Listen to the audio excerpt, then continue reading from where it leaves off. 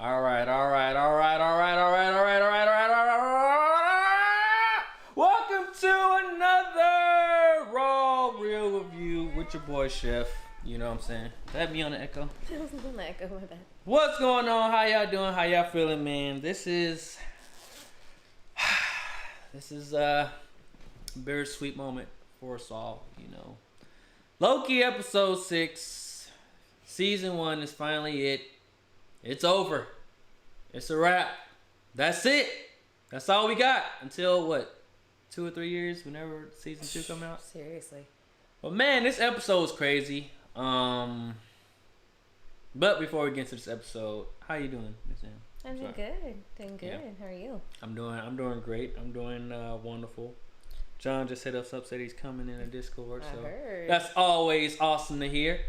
But man, how do you guys feel about that episode 6? I know a lot of people got their predictions right. Shout out to John. Actually, John was like, I'm sticking with Kang.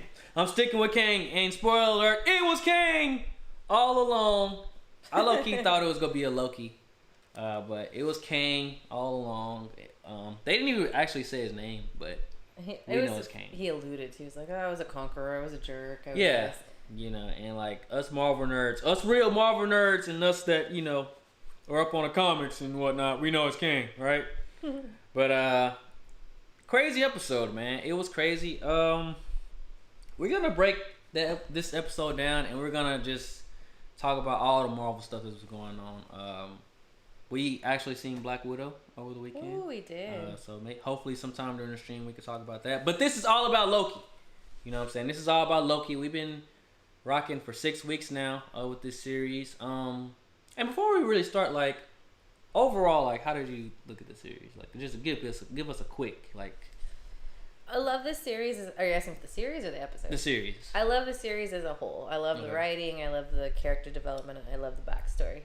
So overall, it was a great series to me. Okay. If I had to rate it out of 10, I'd give it probably like an 8.5, maybe a 9. 9, I'd say. That's solid. Nice, 9. Nice. What do you think? Before we get to that, John said called it. Yeah, we were just talking about you, John. We said your prediction was spot on this whole time. But for me, to give it a quick review, for the series as a whole, I would say it's an 8. I'm gonna give it an 8. Yeah. And we're gonna talk about that all more because man, we finna break this thing down. We finna break all these series down. Now that we've seen 3 official Marvel series, like, whew. I just want to say thank you to Marvel for putting out this high quality, like, beautiful content out this whole year. Seriously. Like, I don't know if I could have made it through this year this far if Marvel didn't release the stuff that they did. So I really do appreciate it. And also, you guys let us know your quick reactions of the whole series as a whole as well.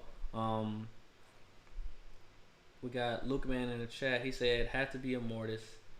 I did like the series. I compare it to the good season of Doctor Who. I never actually seen Doctor Who. But it was good. But let's go ahead and break this episode down before we get too ahead of ourselves. We got a lot to talk about. Honestly, when the episode first came on, I was kind of disappointed because it said 42 minutes. Right. From the jump. I was like, 42 minutes? No way. Unfortunately, Marvel still hasn't blessed us, with a 2-hour episode. Maybe we'll get it in Hawkeye. Hopefully. maybe we'll get it in Hawkeye. Or what if? What if's not gonna be 2 hours? We already know what if's not gonna be 2 hours. But I was really hoping this episode was gonna be like an hour at least. But it was 42 minutes. But I guess they saving stuff, and who knows? But when the episode started off, the first thing that stood out to me, and I'm gonna get to what you got. It was so beautiful. Like this, I ain't gonna lie. I think this is the best looking series. Oh gosh, yeah. Like the visuals was so amazing. Yeah. The visuals are so amazing. Like each episode, the color scheme, the VFX, oh my god, was so amazing. And honestly, like I'm kind of upset. I'm not gonna lie, I'm kind of upset. I'm tell y'all why I'm mad. Because I know we're getting season 2 of Loki's. I know we're getting this season 2 of Loki, but I kind of want to see what happened to the other Lokis, man. Same. Like Kid Loki was a standout. OG Loki. I know he died, but man, I wanted to see some more Lokis. Like, I feel like almost every episode we kind of saw new Lokis.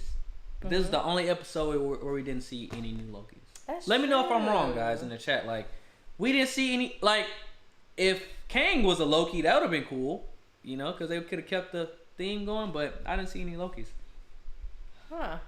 That's interesting. Yeah, I think you're right, honestly, on that one. What else? The other thing that got to me on the opening too was, did you notice in the beginning where they had all the Marvel quotes? Yeah, they did. That was interesting that they did that. That was really opening. So for what Miss M's talking about on the intro of this episode, you heard hella of like just iconic like voices, like not even just Marvel heroes. You heard like Martin Luther King. You heard like Soulja Boy. Yeah. You heard Maya Angelou. You heard like everybody. You just heard like just random people. Like it was powerful.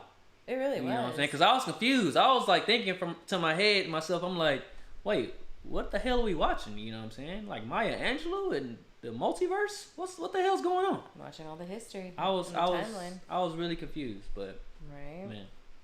Man. Did Big FP said look up the No Way Home cast. It's now available on IMDb. Yeah, we were looking up that. Is that the official real cast?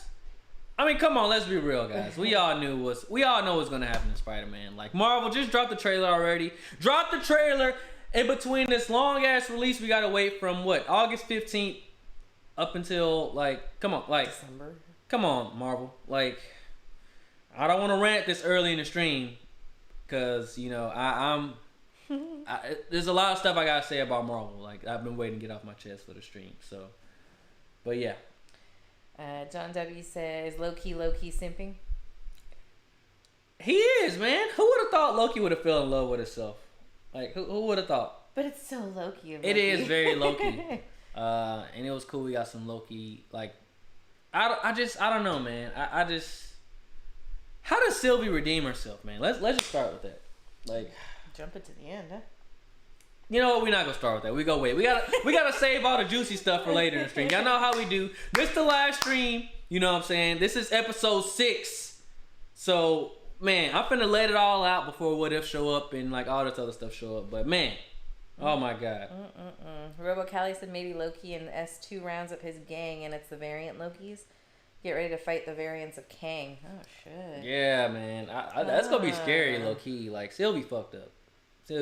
I'm like that disappointed dad. Like when your daughter does something like fucking world changing and like crazy, you're just like, how could you? Why? I taught you better than that. Oh my god. You know that's the face I got to Sylvie right now. Like, cause she was my favorite character until she did what she did. Like, come on, Sylvie. She kind of John Walker'd it. Was John Walker your favorite until he, mutilated that guy in the middle of the street? I actually kind of liked him more when he did it. I'm not oh my god. Like, added to his character. I felt for him. Well, you knew he was a bad guy in that sense. You had that bad taste, I guess, for him. But I mean, Sylvie... but was John Walker a bad guy? Yeah, he was going through some stuff. That's all. Yeah, he was going through some stuff. I mean, Sylvie was going through some stuff too. But if John Walker was in this situation, I don't think he would have killed Kang. I think he would have been like, "Oh fuck," True. I mean, I think she was kind of ignoring everything he was saying, and she was just like, she was blinded by her anger and her feelings, her emotions. She was like, "I've been waiting my whole life for this." Like, but it's like, okay, you've been waiting your whole life, but this is, what it is. Yeah. Like, but we gonna get to that. But Miss Menace, sus as hell. Oh. Shout out to John for calling Miss Menace out from the start, from the very first episode, from the trailer. John has been calling Miss Menace out, so shout out to John, man, calling Miss Sus Menace out. And we didn't even get an explanation. Like, I feel like, that's why I asked you the question I asked you earlier before we got on the stream, because it's like, it makes no sense that it's a cutoff. You obviously know there's going to be a season 2. Yeah. And I'll ask that question, I guess, at the end or whatever, but it just, I don't know, it kind of left a little bit to be desired, for the episode itself, or for the series itself. Oh, yeah. Mobo Infant said, I didn't see a couple review episode 4 live when it came out, talking about how Mephisto is going to be the villain because of the devil picture in episode 1. If only I could find the channel and see their faces. Wow. Everybody's still on People Mephisto. People still serious about the Mephisto reveal? I thought we were like way past that. Maybe. I don't know. John W. said, I'm a little disappointed how Kang looking and walking around in robes and sandals. Maybe the new Kang's going to look more high-tech and upgraded. I think that's because this is a variant of the badass Kang that everybody's waiting for and knows about. I liked this one. He was actually my favorite part of the whole episode. I really liked him. Yeah, he was pretty funny just to listen to and watch. So I really liked him. It's a big FP said, just imagine Avengers Multiversal War. Every timeline Avengers versus all Kang variants. Damn. It could happen. He who remains. It could happen. I mean, for this episode, Marvel definitely left a lot of answers like unquestioned, but their excuse is gonna be like, watch season 2, you'll find out. Yeah. And like, that's bullshit, man. Like, that's bullshit. I mean, we're gonna get these movies coming out and they're gonna explain more, but I just feel like so much was left on the table, like for as far as like season 1, you know. Like, this isn't just like a show that's gonna like, we got this, right? Mm-hmm. But this isn't like it's a show that just ties into the next show. This shit ties into every movie that's about to come out. Like, you know, it sets up like everything. So like, probably like the average consumer, by the time Loki 2 comes out, you can't watch Loki season 1 and then watch Loki season 2.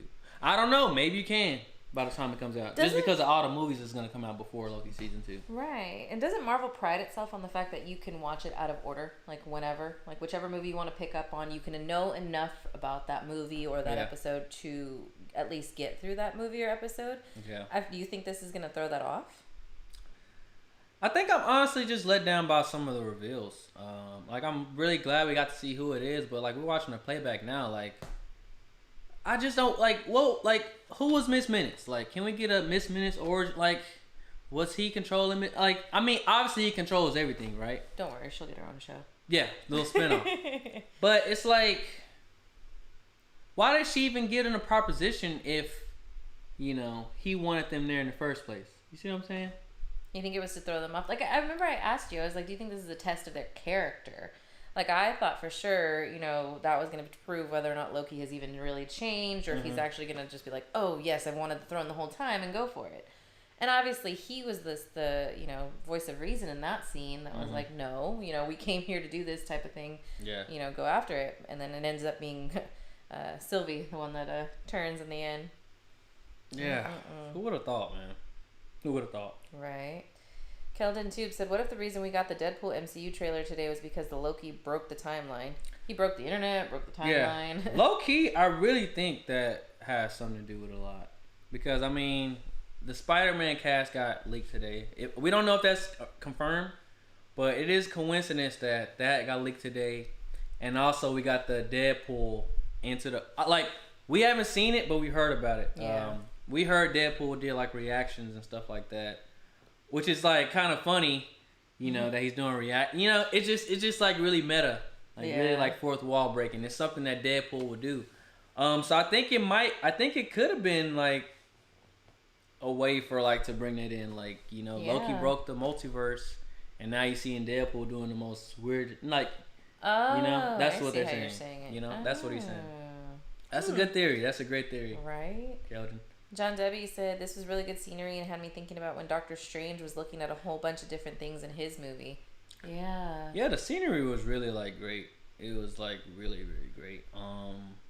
You could really tell they took their time editing on this one. You, from the beginning, have loved like the Citadel and the scenery around it, and they did a really good job with man. It's the most polished series. It really obviously is. I love the imagery. The whole, like, every episode was like vibrant color, just interesting, like just great. Like, I love Kang. I'm not gonna lie, I really love Kang. I ain't gonna lie, I thought Kang was high the whole time. Yeah. Like, sometimes, like, when the camera was zooming in on him, like, and he'd be like just stuck in thought, and then go out, and then he like barely move his hand. I'm like, this motherfucker's high. I'm like, I know that, bro. Like, come on, I'm there with you know. But if you're that guy and you're that high, are you really eating an apple? That's not a high snack. It could be. I mean, hey, delicious apple. But I don't know, man. Let's keep going. Let's see what you got, because I really got some stuff to say about, like. Do you think the deal was real? You think if they had taken that deal, like, what type of a show, like, let's do a what if on our own. What would this series look like, season 2, if they had, you know, she had listened to Loki and actually said, okay, let's just go back, let's make it all different? I mean, Loki so far is looking like he really redeemed himself. Cause he really don't care about ruling. It looked like he really cared about love. It looked like Loki got his heart broken, man. Yeah. Loki got his fucking heart broken. That's probably the saddest thing I've seen, like in the Marvel, in the MCU. Seeing Loki get his heart broken, that is like probably the saddest thing I've ever seen in the MCU. I'm telling y'all, like, I've been feeling for my boy Loki, like, this whole series. I'm not gonna lie, like, Tom Hiddleston did a really great job of trying to turn his character around, like, make us see the different side of, like, Loki, you know, and you just feel bad for him. You feel really bad for him. Loki got his very first kiss, and what happens? He gets stabbed in the back. How can Loki love again?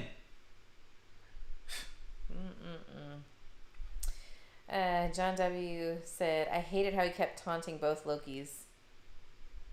I mean, what I want to know is with Kang is like, his excuse was how he could like dodge stuff and like do all this different stuff. He knew it was coming. He's seen everything happening. So did he see Sylvie like killing?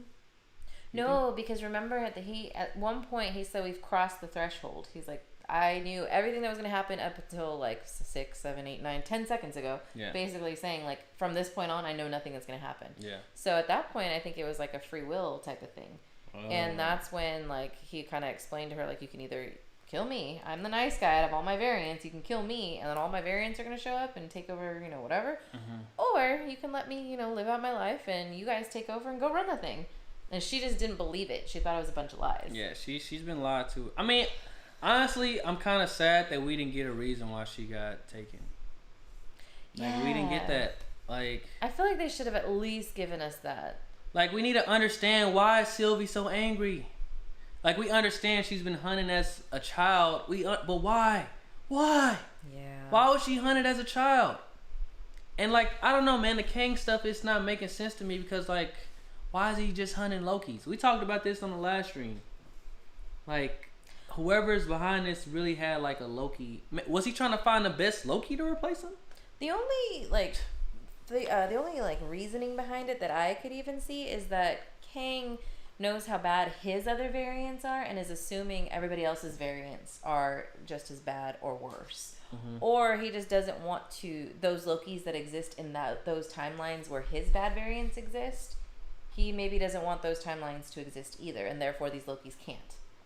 I don't know. That's literally the only thing I could really come up with. Otherwise, why, you know, I mean, I get that you can't have people jumping timelines, I guess, but why just Lokis? They cannot be the only ones that are jumping timelines. Yeah, that's right? What I'm saying. Loki, like, I mean, as goated Loki is, like, in this show, like, we got a 1,000 other fucking MCU, like, Marvel characters that are, like, probably worse than Loki. Yeah. You know, so it's like, I mean, the show is named Loki, so I didn't expect to see any, like, I mean, there was other variants. Of what? In the beginning of the movie, or in the beginning of the show, remember there were other people being processed. There was a scroll. There was like, dude looked like he was a Mexican dude that got pruned right in front of him. Yeah. It would have been interesting to see that guy come back in the void. It would have been interesting. Continue. I mean, so I'm guessing, like, from what you said, I mean, there were people getting pruned, but it's like, and we only seen the Lokis on that planet because, like, Loki survived. Like, that's their thing. They always survive, right? Yeah. So, I mean, I don't know. I don't know. I got mixed feelings about this episode, to be honest with you. Same. John W. said, I feel like Kang watches over Renslayer variants and stole that apple from the school the other Renslayer variant was at. Ooh, that's a good catch. That was a great catch. Nice. I wonder why the apple. That was John. That's your boy, John. Man, John be on it, man. Shout out to John. Well, see, we were talking a little bit about it earlier about, you had told me that him and Renslayer had a relationship, like, whatever, in the comics. What, I mean, if John, you know, alluding back to that he watched her go back in there, do you think, oh God, because of their relationship in the comics, what if they find out what if she finds out, because she leaves to go find free will, right? She says she's going to go look for free will. What if she finds out that Kang is her lover, like a different variant, or even this guy? What if this guy's her lover? And in a past life, and then tries to help him, and that's when we get the traditional Renslayer, you know, from the comics that everybody's talking about. I mean, from here we got a lot of ways like the shit can go, to be honest, because we got a whole multiversal fucking. We got all this stuff about to go down, like all this stuff is about to happen, all because of Sylvie. It was Sylvie's fault all along. But I just don't know where we're headed, to be honest. Like with the multiverse, like just all like just fucked up. Like I don't even know how Doctor Strange will fix this shit, to be honest. Like because like seriously, one of the things they really didn't answer, like I guess this place is beyond time, right? Like where is this place? This is the Citadel at the end of time. It's right before the end of time. Okay. So it's right before the end of time, right? Mm-hmm. So wherever the TVA is, like magic and none of that stuff works. Like we still didn't get that explanation, like that explainer, like why magic doesn't work there, but it worked here. His cat. You see what I'm saying? If he created the TVA. I don't know. It works here and it works at the Void, but for whatever reason, it doesn't work at the TVA. Yeah. That's what you're saying. Yeah. I wanted that answer. I wanted that answer this season. There's a lot of answers I want. I wanted that answer this season. Like, why doesn't their powers work at the TVA? Yeah, like, that's a good question. I just wanted that answer, but I didn't get it. So. Drew Buckeye in the chat said, well, now I gotta go binge everything Jonathan Majors has ever been in because he was amazing. Yes, he was. He was. I heard he was really good in Lovecraft Country too, but I've never seen that. But I definitely we got that on our watch list. Yeah, we gotta watch that. Lovecraft Country. He did really great. He was my favorite of the episode, honestly. He was, honestly. For me too. John W. said, I'm so curious what's going on with the TVA. Now I feel bad Mobius memories with Loki are gone. How can Kang variants be so smart to control everything? Didn't you say that? Like, you caught that at the end of the episode because I was confused. I'm like, why doesn't Mobius and B-15 like remember who Loki is? But you said it's because he jumped into a different timeline, right? Possibly. Obviously, we don't know, but that's a great theory. I didn't even think of it that way. I think right now what's going on, and correct me if I'm wrong, chat, I think there's just a lot of universes like connecting right now. So it's like different people placed in like different like timelines and stuff like that. So I think whatever Loki got sent back to is like a TVA where like it's a different Kang and he's running things differently, you know? A bad Kang. Yeah. Because at first there were no statues of like Kang. It was just like the 3 lizards or whatever. You know, it was just like timekeepers. But now you see where Loki is and where like the other Mobius and stuff is, like they don't even worry about. They don't even know who Loki is. You see, they running past him. That's true. They like, excuse me, we got some stuff to figure out. Well, they said there was 63 branches of the timeline. That's what B-15 and Mobius were looking at. So they were dealing with bigger shit, obviously, at the time. But how did you're right? How did they go from like a Loki issue to not even caring that he's standing right next to them? Yeah, that's what I'm saying. He's probably in a different TVA in a different universe. If they don't even know who he is, you see what I'm saying? So that's what I think. That's my theories. What are you guys' theories in the chat? Yeah, that's a good question. So do you think this Kang was smart enough to track down the Lokis, and that's why he's able to keep things in order, versus these other timelines where obviously they don't even know what Loki is standing next to them? Yeah. And they just didn't try to really. I mean, I honestly think I believe the guy. You know, if Loki believes him, I fucking believe him. Loki is the god of mischief and like manipulation and like all this shit. So if like. He did say that too. Yeah, like if you can like. He's like, I'm a liar and he's not lying. Yeah, that's what I'm saying. Like if you can like get win Loki over, you onto something. You know what I'm saying? So it's like Sylvie fucked up. She seriously did. And with John asking about the Kang variants being so smart, wasn't he explaining he was a scientist? So in like the 31st century. So a little Easter egg. Kang is like the future son of like Reed Richards of like the Fantastic Four or some shit. No, I think he's like the grandson of like, what's his name? I can look him up. He's like the grandson of Reed Richards from the future. And Reed Richards is like the, what's his fucking, I was about to say Elastic Man. He's fucking, does Reed Richards have a name or is that his name?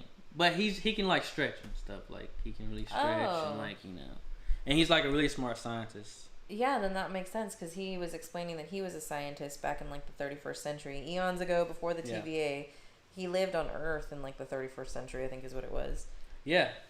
Drew just said, Kang's real name is Nathaniel Richards. So he's the grandson of let me see. Yeah. We got the best chat ever. Everybody we do helps have the us. best chat, man. Fact check. Paul Loco's up in here. He says Loki lost his girl and his friend. Shaking my head. Guy can never catch a break. For real, man. That's the truth. Loki don't have nobody right now, and he lost his best friend Mobius. Oh, that's true. In a way. My man Loki can't get a break, man. So what, is Mobius gonna rule the TVA? Because Renslayer's up out of there. Kang's dead. Loki's in the wrong timeline. I mean, depending on what universe. I don't know, honestly. Man. It's wow. Aparami Sharma said, "Now I think Loki's in a different timeline. What the fuck?" Yeah, it's the same thing as you said. I think he's definitely in a different timeline. Because, like I said, they don't even know who the hell he is. Yeah. And this whole series was the TVA going after Loki and trying to stop that variant from killing the TVA hunters. Ain't that crazy? The show literally went from them trying to track down Loki to stop killing the TVA hunters to shit going hella fucking crazy. Because if you think about it, Sylvie won. She really accomplished her mission. She did. But at what cost? You know? Is that why they recruit? You think that's why originally they recruited Loki to hunt down Sylvie, because they knew to stop her? That was the only way to stop her. It was almost like a mind twist. The only way she'd stop is if she fell for him and he could get, he even couldn't get her to stop. That's true. Yeah. That's true. I think they might have seen that in the future, maybe. I mean, in a weird way. I think so. I don't know, man. That's a great theory. What do you guys think? John W. said his boy Shang-Chi is going to have to knock out some Minutemen. Man, my boy Shang-Chi got to do a lot of different shit. My boy Shang-Chi ain't even in America, and he finna be dealing with... Well, he is. I think he's in San Francisco, something like that. But from the trailer, this man went from San Francisco to China, dealing with shit. Man, Shang-Chi, good luck, bro. Good luck. Black Widow, she was all in the past dealing with her shit. But she was. Shang-Chi, you got... Boy. Shang-Chi. And I feel, man... The pressure is really on for this Shang-Chi movie too, honestly. You think so? Because this is what Marvel is doing, right? Marvel is setting us up with a whole new fucking character that nobody has any idea or clue about, right? And all this shit just happened. This whole multiverse stuff just fucking went crazy according to the end of Loki. Mm-hmm.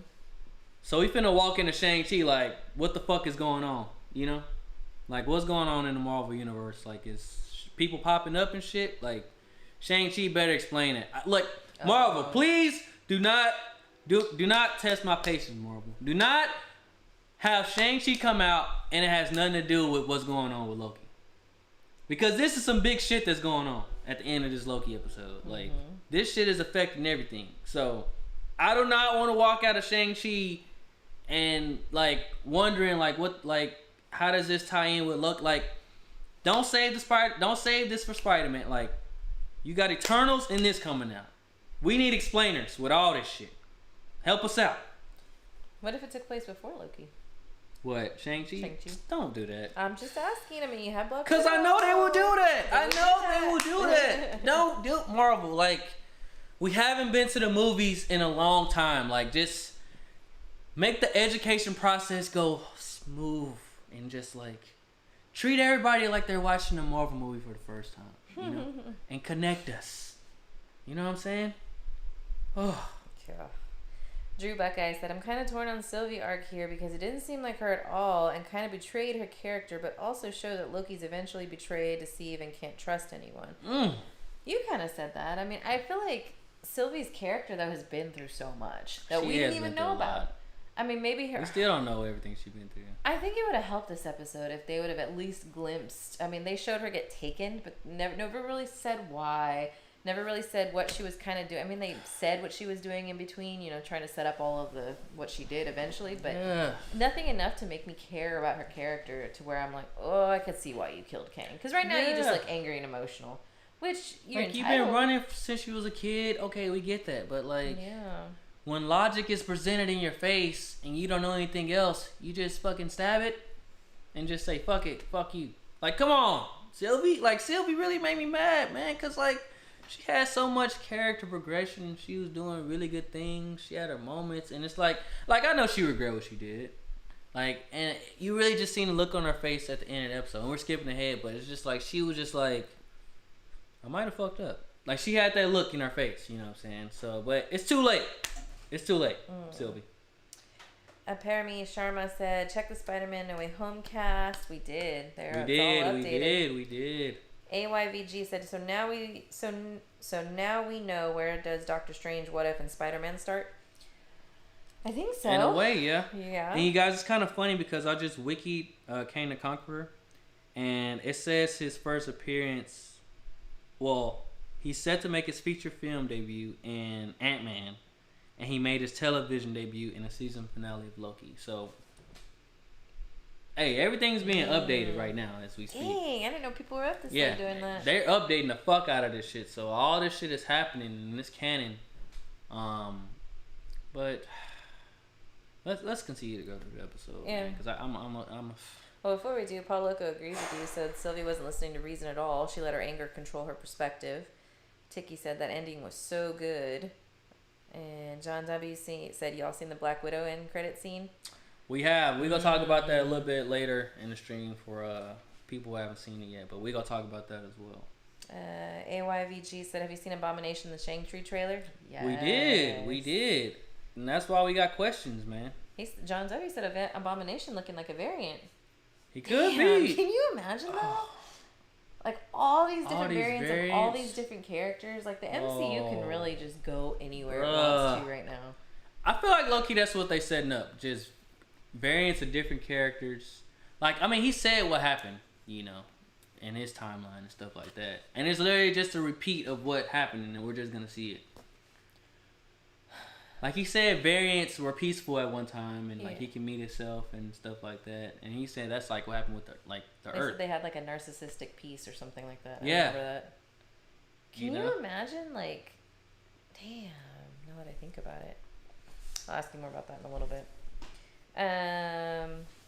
Drew Buckeye said Abomination fighting Wong, right? Yeah, in the movie, in the trailer. Yeah, we believe that was Wong. Hasn't been confirmed, but we believe it's Wong. He also said, I was really worried Black Widow would feel like a Phase 1 movie, but was blown away with it. I'm really excited for Shang-Chi. We'll talk about it a little more, but Black Widow was surprisingly good. I really liked it. We enjoyed Black Widow. We're going to go ahead, because I know a lot of people wanted us to do like a reaction to Black Widow, but we probably saved like the last 10, 20 minutes of the stream, specifically talking about Black Widow. Yeah, because I know a lot of people still haven't seen it. So, Viral Loop said, why Mobius can't find Loki? He's in a different timeline. That's what we think. This is a different Mobius. He don't even know who Loki is. Yeah. Sylvie sent him back to the wrong timeline. They don't even know who the fuck Loki is, man. Damn. John W. said Doctor Strange and Wong can open portals to meet the variants. Dang. They can. But how many variants is unleashed, man? Because from my understanding, what happened in this episode, right? All the multiverses was crashing, right? So it's like different people in different universes that they don't even know that they in. Like, if that makes sense. Kind of, yeah. Like, it's like we got the sacred timeline, the little stream of shoo. Now we got all these fucking timelines that's just like a fucking PB&J sandwich. So it's like different people in different, like, you know, like, that's my understanding. I know it sounds like weird and messed up, but that's how I understand this whole multiverse stuff. But I don't know, man. I just we go. I'm gonna give my honest review of this episode. And y'all know I gotta keep it real. So. What do you think about Miss Minutes? So that one scene really stood out to me when she went back to give Renslayer to ask for whatever documents, and she's like, "These aren't what I asked for." And Miss Minutes is like, "Oh well, he thought this would be more useful," and then leaves. I want to know what that was. What is it she wants to read? Is that why she left? And is Kang planning something with her? Maybe Kang knew he was going to get killed here, most likely, and was reaching out to the love of his life, who obviously at that point didn't know she's the love of his life or something. I honestly feel like they was working together. You think so? The whole time? I think they was working together the whole time. I think they both knew what was going on. And I think he appointed her as the judge. I think Renslayer and Kang was in this whole thing the whole time. Like, I just feel like they was both in on it because she wasn't giving up too much information. The only thing we found out from her ass that she was a preschool teacher. You know what I'm saying? That's literally it. And now she's all high and mighty TVA.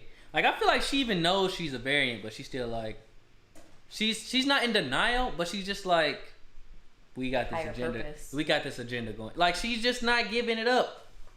She's just like, okay, yeah, I might be a variant, but like I know something you don't know. You know? Yeah. She's been like that this whole fucking season.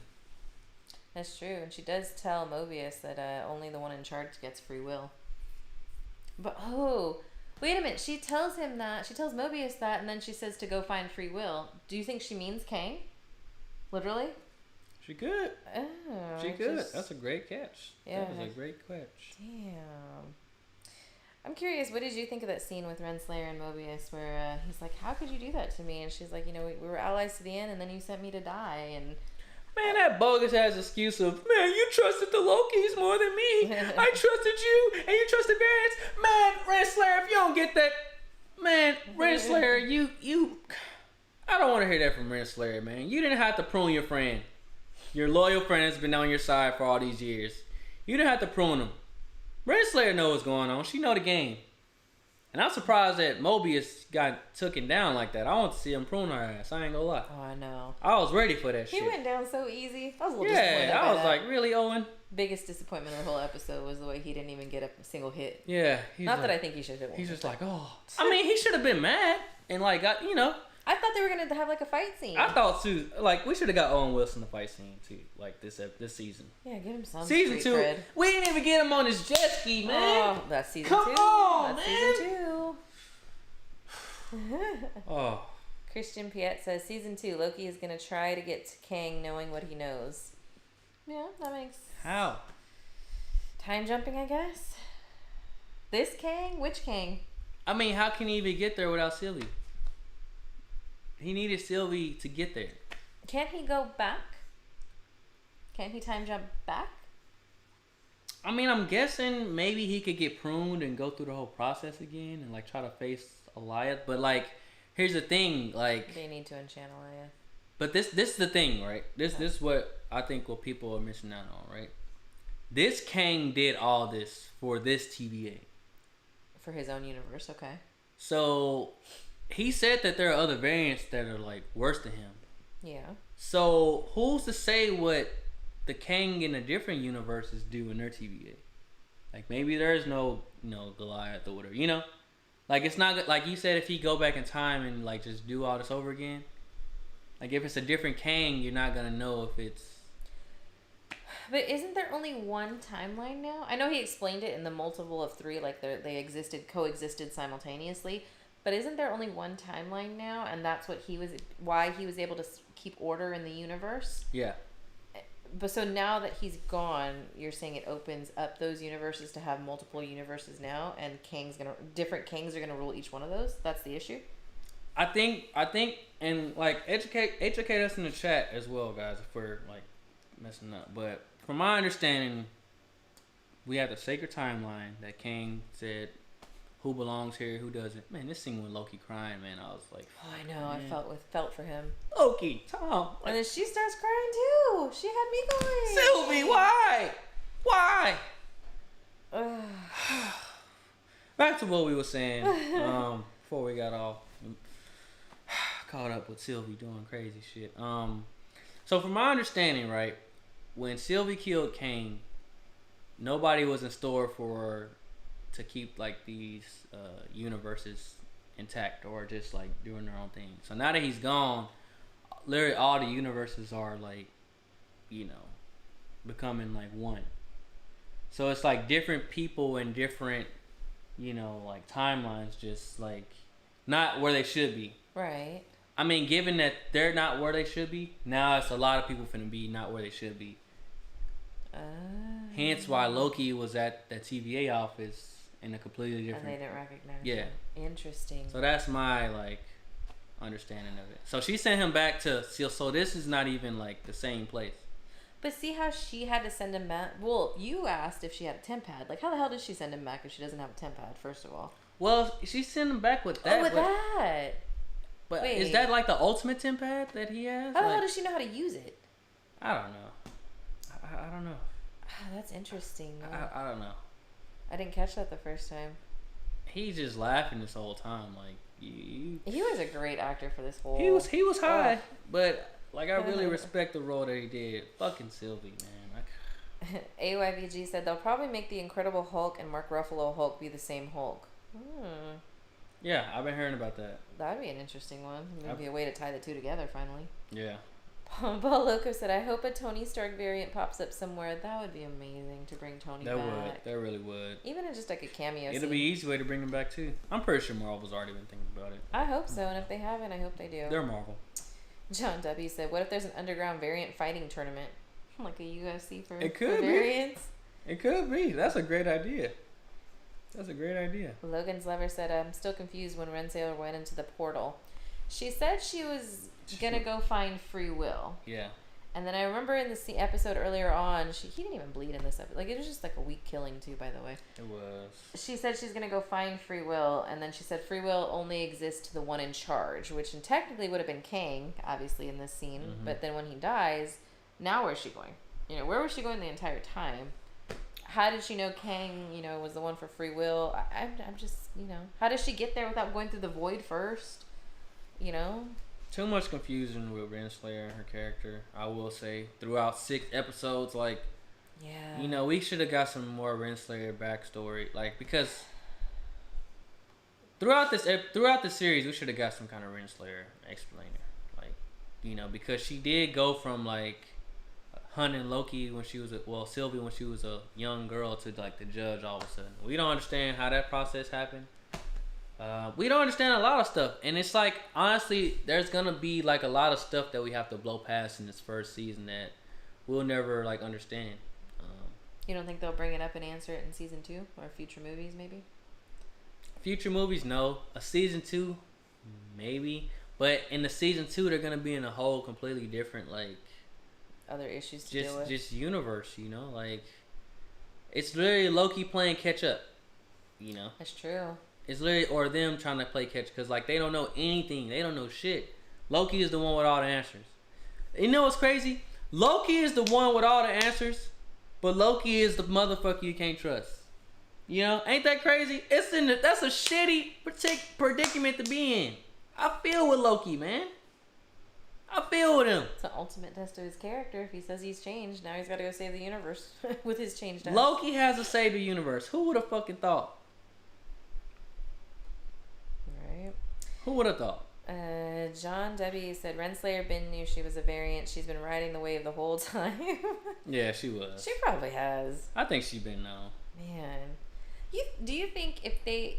I mean, this was the most fleshed out series, right? According to Marvel. Do you think they could have done a whole lot with an extra 2 episodes? Yes. And just explain things some more? I just wish they would have explained more. Like, Marvel, what's up with this 6 episode bullshit? I gotta call Marvel out right Seriously, now. who does 6? Like, give us 9. Oh, give us 10. 8. Give us 8.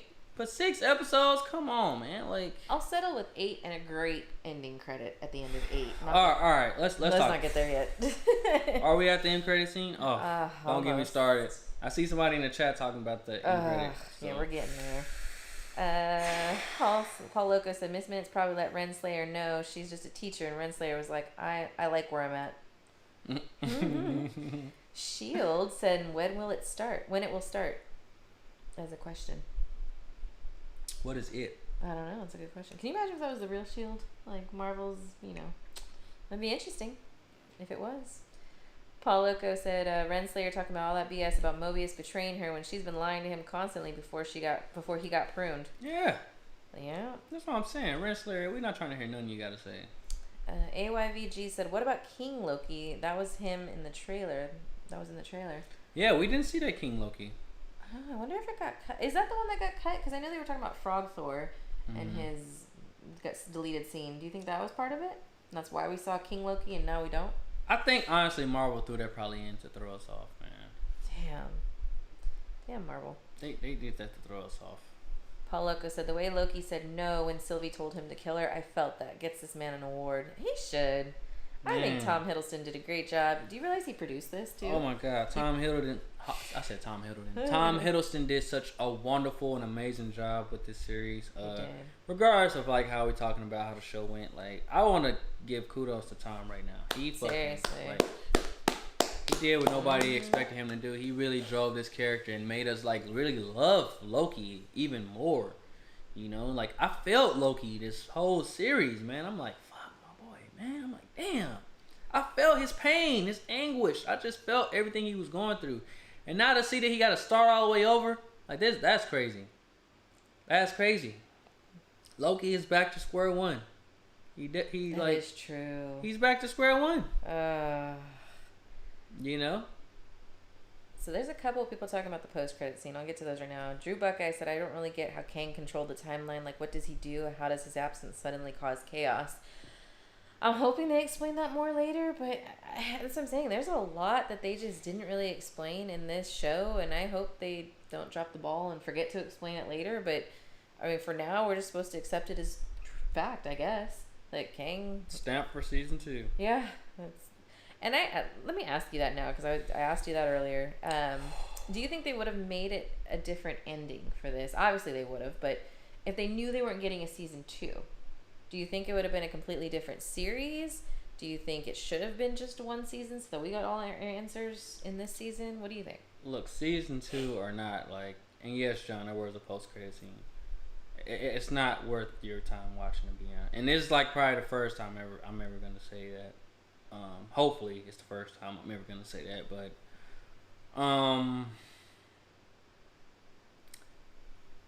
we're actually like watching the post credit scene right now as it's playing, and I just want to make sure I look at it again before I really say what I want to say. But to answer your question, do I think they would have changed it if they knew? I mean, yeah, if they knew they wasn't getting if they knew they wasn't getting a season 2, they wouldn't have changed it.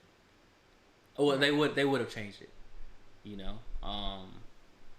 But no, Marvel, no. What the hell was that? What the hell was that post credit scene? Like, you know, they're lucky they're Marvel and like I really trust them, and like they know what they're doing, obviously, because we're here up late talking about it. But what the fuck was that post credit scene? Really? A judge stamping that Loki will return in season 2.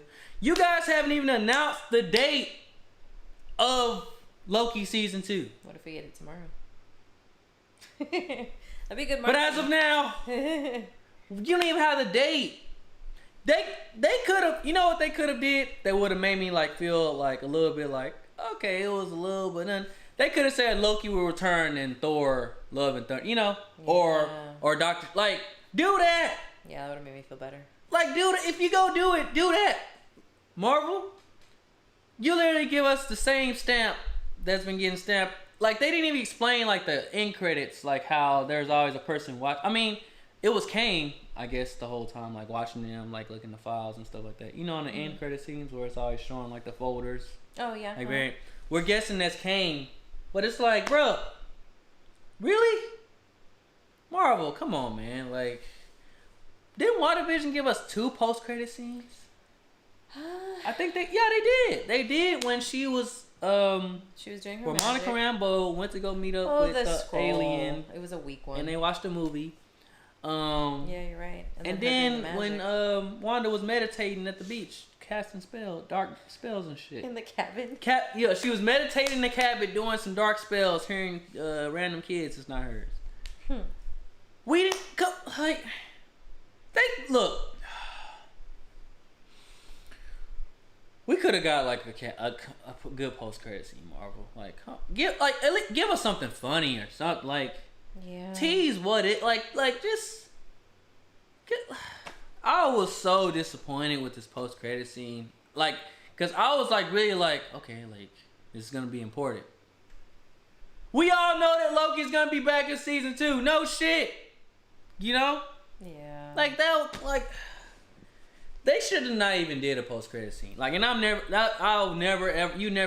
would never ever hear me say that, but like, they shouldn't have just not did a post credit scene if like that's what they was gonna give us. Like, really?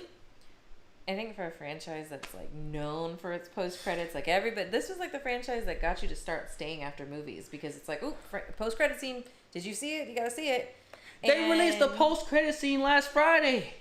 To this? No, to the movie they just dropped, Black Widow. Oh yeah, I know. So how? I'm sorry. Say what you were gonna say. I'm just. No, I forgot. I'm good. No, you're saying for like a franchise of this caliber, for them to always like do post. Yeah, I was just saying that they've gotten us so used to it, and then it was kind of just like another letdown. Like, I felt like the episode itself was like, oh, okay, Kang's the guy. All right, let's see what the post credit is. And everybody's like, wow, that's it. I just feel like they did like a double letdown, whereas I think it would have just been a little bit better if they had done a better post credit scene. I think it just left a bad taste in some people's mouths, I guess. John W. said they should have showed us new Kang. Yeah. They should have showed us a fucking like goat eating grass or something, and like a spaceship with a scroll. Yeah. Or something like just something. Like just something. AYVG agreed with you. He said at least a Loki will return in Doctor Strange in the Multiverse of Madness or something. Thank you. Yeah. Thank you, AVG. Drew Buckeye said, did anyone else notice that the inflection in Kang's voice matched the music score? Not sure if I just noticed something that wasn't there, but it could be cool to show that he was totally in control. Oh. That's a good catch. I didn't even notice that. I didn't either. I was too busy with his acting, but no, that was a good catch. You wanted to get back to what right now? Huh? You said let's get back to post credit? No, we're done with that. But like the nose credit, that was a ghost credit. That's what it's really called. That was a ghost credit scene by Marvel. Yeah. Like, come on, like really, like especially after that end, like like such a big like end, like should have showed us something, But I said at least a post screen with Jimmy. Like, come on, show your boy Jimmy Choo in San Francisco. Oh, I know. Like doing something. Like, show us some Ant-Man footage. Like, show us, man. You know what? You know what they could have did? Marvel could have dropped like a 5-second or 10-second just trailer of a random movie that got coming out with extra scenes. That would have did it. I'd have been like, cool. I'm satisfied. Right. But they didn't even do that, y'all. They gave us a stamp that said Loki will be back in season 2 whenever we're done with that. So yeah. Really? Oh, he's gonna be back? No shit, Marvel. They should have at least said Sylvie will be back. Like, yeah. You know what? I'm not gonna let the post credit scene like change how I felt about the show overall. I want to get you guys like overall thoughts on the series so far. Now it's about that time in the stream where we compare, the show to the previous shows that were released on Disney Plus. So I mean, if you've been watching the streams for a while, you guys know what's my favorite series. Like, I could go back and watch that today. But overall, and we touched on it a little bit earlier, the Loki series, I think it was great. I really love the story, and it's really I feel like, and I'm not trying to say this about my favorite movie franchise, but I feel like two out of the 3 series that they dropped, the last episodes kind of dropped the ball a little bit. Yeah. Like, I feel like for your last episode, you guys need to drop something that's gonna like increase them like the hunger for these characters for the next movie or the next show. Cause like right now, like I mean, I care about Loki and Sylvie in the next whatever, but like not really. I know that these movies are gonna come out and we're gonna get invested in those characters. You know what I'm saying? Yeah. Like these shows gave us a chance to like really look at these characters as a whole and like really get to know them. Like if you think about it, these like characters in these shows have gotten more screen time than some like big characters have gotten. That's true. Because they gotten an hour, like a 6 hour. They've gotten 6 hours to tell their story. Plus whatever Avengers movies they were in, or Captain America movies or whatever. So like, I don't know. They didn't drop the ball this episode because I think it was an enjoyable episode overall. But as far as like increasing like the hype, like for like Loki going forward, it didn't like. It like I don't know, man. Like, what do you think? What do you think about that? Like, what I say with the 2, like out of the 3 series, like, what do you think? Like, did they hit the landing on? And also in the chat, what do you guys think? Did they hit the landing on these end episodes for all these Disney Plus series? I mean, I really feel it's hard to say because I feel like they're still thinking about season 2 for WandaVision, and we knew season 2 was coming for Loki. I don't know what's happening with Falcon and Winter Soldier, if that's just going to go into, Captain America 5 or whatever. But I feel like... Sorry, thank you, 4. I can't count that high. You good. I feel like Falcon and Winter Soldier was the best one because it was a beginning, a middle, and end for the most part. And like I was telling you this, it's kind of like they did the whole story and then they wrapped it with a nice bow. You just felt like it was a complete series. It was a standalone. And we kind of had that conversation the way Christopher Nolan did his Batman movies. They were each done so that one didn't rely on the other. It wasn't like they knew they were going to get a sequel or they knew they were going to get a trilogy. They designed and shot each movie so that they were all standalone. You could watch one or the other and it didn't really matter as far as like, you know, timeline type of thing, but you could watch it itself and it could stand as its own movie. I feel like Falcon and Winter Soldier could really stand as its own show the way that it has in a single season. Yeah. Versus I feel like WandaVision, you could continue it if you really wanted to. It could just go into a movie. I mean, if WandaVision ends the way it ends, it's okay. It was kind of a finality. It just wasn't a great final. And then I feel like Loki, we always knew it was going to be a season 2. I just feel like they really hyped it up a lot so that all of us were like, oh, this is the one we worked on the most. This is the one that's the most polished. And so I feel like we all had a lot of expectations. Yeah. Is what happened. And I feel like it has the potential to do really well. I wouldn't jump to rating it and giving it my own rating until I actually see season 2, just so I can give it a real full rating. If I just rate it on these episodes that I've seen so far, I mean, it wasn't bad. Like I said, I love the writing. I love the character development. It just kind of ended meh. You know, but it's a continuation. You know, there's more to come. I just wish they would have given more backstory on like Renslayer and even Ms. Minutes, like all the different, you know. But I guess we'll get it later in some movies, you know. I guess it's what's supposed to happen. John W. said you become Kang once you've seen every single MCU movie. You really do, because you like time traveling and you like being able to see. I mean, I really, Marvel don't get like too like out of control with this time travel stuff, because I honestly kind of feel like Avengers Endgame kind of confused a lot of people with time travel and stuff. Yeah. So like if we're gonna like ride this time travel wave, Marvel, we gotta do it smart. That's for sure. AYVG said, or maybe Mobius is a jet ski. I said maybe he's a jet ski? In a jet ski. Sorry, I read that wrong. Drew Buckeye said, I do feel like they're in a tough position here with marketing because they just have so much content. 5 shows and 5 movies in less than a year. That is a lot, but they've also had a year to plan for. Yeah. Like they had 2020. And they're Marvel, you know? No excuses, Marvel. I don't know. DC's watching. Paul Loco asked, do you think Sylvie's memory is different like Mobius and B-15? No, because Sylvie's still in the same place. And Loki's still the same Loki. He just moved to a different time, the wrong timeline. So I think they still have both their same memories, right? Yeah. Yeah, I believe so. AYVG said, who named Mobius Mobius? Kang. Right, Kang. He decided it. He's his daddy. Also said they all had good endings. It's just that we expected more because of theories like Mephisto and Kang. I agree with that too. Like, had you not had people saying, oh, it's Kang, it's Kang, it's Kang, do you think you would have been surprised? I know last week you were like, there's no way it's Kang. That's too obvious. And then they went with the obvious. Kang. Yeah. What did you think about that? Look, I didn't mind the reveal because, I mean, like sometimes we're spot on, sometimes we're not. This time we were all on it, you know. I mean, I knew it was Kang the whole time. You know, I was just trying to throw some other theories out there, you know. But I mean, I wasn't disappointed in the Kang reveal.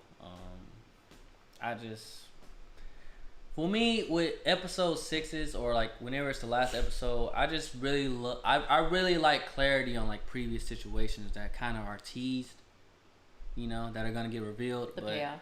Yeah, and it's just like I just hate, and I really try to like judge each episode as its own, but it's really tough when you're trying to close out a show and try to answer the questions versus trying to make it like just a separate episode, you know. Yeah, I don't disagree. I feel like it leaves a lot of confusion and it makes it feel like you're rushing at the end. That's kind of what WandaVision felt like. It felt like a rush at the end. Yeah, it was a rush.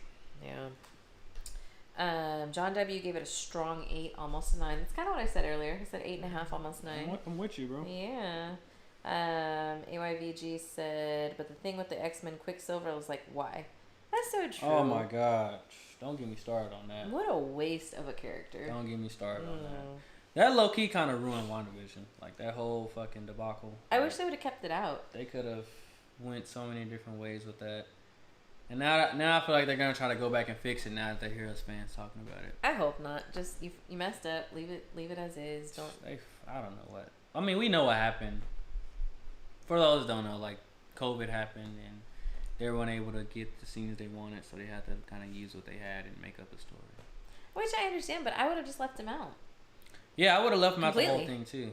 Or just, like, honestly, they should have just got the real Pietro and just, Nobody would have been mad about that. Nobody would have been mad. Everybody would have been like, oh, cool, she got her brother back. But don't confuse us and make us think he's Quicksilver and then turn him to Ralph Boner. Yeah, make him nothing. End. Get the... Don't get me started on that. John W. asked, do y'all think Kang will kill off the multiverse to go back to one single secret timeline again? I don't know. Can he, now that he's dead? I don't know. He said his variants are more evil than him, so, like... He did say, I'll see you soon. Just to think, like... If he's evil, and he's the one that's just holding the timelines in order, like... How evil can these other Kangs get, man? Like... That's true. This was the laid back Kang, just chilling, eliminating Loki's, and just, just doing what he wanted, like...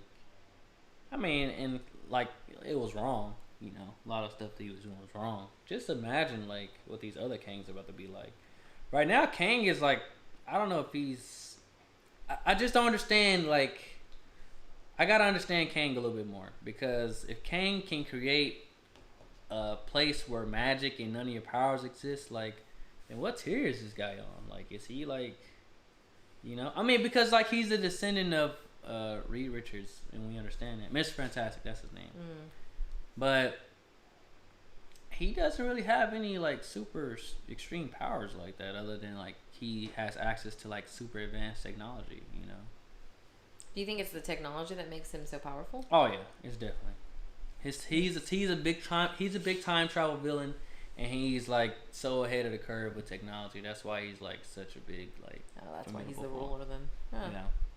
That makes sense. TYB Nico said the episode was okay, but the reveals was sick. Can't wait for Secret Wars, Scrolls, Multiverse, Doctor Strange. Got hella work to do. Hey, man. Prayer hands in the chat right now for Doctor Strange, man, because I feel sorry for that, man. Dealing with Wanda and all this. This man is fresh off of Endgame. This man is fresh from coming back from being snapped from 5 years. To deal with all this crazy shit going on, man. Like... My man Doctor Strange don't get a break. Yeah, that's true. I forgot about that. John W. said he can control any tech he comes in contact with for Kang. Oh, that's interesting. Man, he's very, like, advanced and ahead of his time. So, I mean, I don't know if Kang is gonna be the big bad though. Really? I don't know. What do you guys think in the chat? Do you think Kang is the next big bad, like, Thanos type villain in the Marvel universe? Let us know in the chat. I got a feeling he's not. I feel like in the movies I feel like Marvel is still using the movies to kind of, like, drop, like, little stuff. Because, like, Kang is doing all his own shit, right? But we still got Val in the background that's recruiting, like... Setting up the Thunderbolts. Ex-Avengers. Not ex-Avengers, but, like, just superpowered people and stuff like that. Well, and that's happening on land, too. This is all happening in space, technically. Yeah. AYVG said, what if we see a what if Loki and Sylvie decided to control the timeline and all? That would be sick. That would be dope. I was gonna ask you that, actually. That would have been cool. I think Sylvie definitely should have, like, reconsidered, like, what she did. Thought about it. Because, like, the man literally said, like, you guys can control the TVA and do what you want with it. I just want to be free. Like, I don't care, So they literally could have did whatever they wanted. That's hard to say to somebody who's been lied to all her life, so. Yeah, as a kid, it's ingrained in her. By the same people that even took her, He's the reason she got taken in the first place, right? Yeah. So why should she trust him? Why should she believe what he says now, I mean, to save the universe, but, Paul Loco said, New Kang probably considers his timeline as the sacred timeline now and has the TVA make sure it doesn't get changed. Oh my God! Now John said, "I'll be dead if Doctor Strange has clean up the sanctum before he cleans up the multiverse." That's funny. Oh man. It said the new Kang probably considers his time. That's what I'm saying. Like, you know, the Kang that we met is not gonna be a Kang that we meet in the future, in any future movie, because like, you know, she killed off the nice Kang. Now we're gonna get asshole Kangs and crazy Kangs from here on out. So Sylvie fucked up. Yeah. She really fucked up. AYVG was asking about her. What happened to her? She died. I hope to see her in future movies. I don't think she dies because Kang's dead, and so now she's just kind of like, well, what the hell do I do? Yeah. So she's not dead. You'll see her in the next season. You'll see Loki. That was the end credit. Loki will return in season 2. Don't get me started. Credit, man.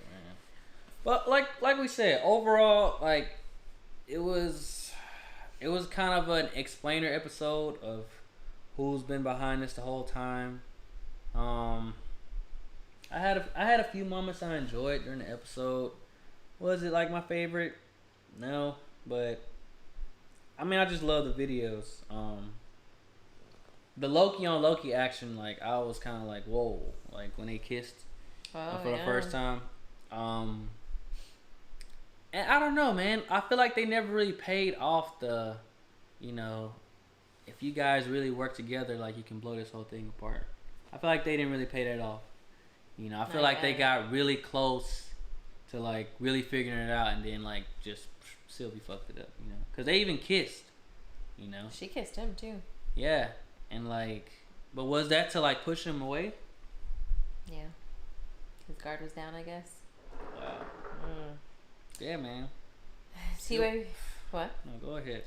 I say T-Wave Nico said, ever since Endgame dropped, we know that Kang would come, and I've said that the last movie or show of the Kang saga will introduce the Fantastic Four, Silver Surfer, and Galactus. That's still a ways away. It's like, what, 2024, 2025, maybe? Yeah. That's a good prediction, though. Good prediction. We don't know when Fantastic Four is coming, but it's definitely in the works. Marvel hasn't gave us a release date yet. But you guys got to also keep in mind that Marvel gave us this Welcome to the Movies trailer. Yeah.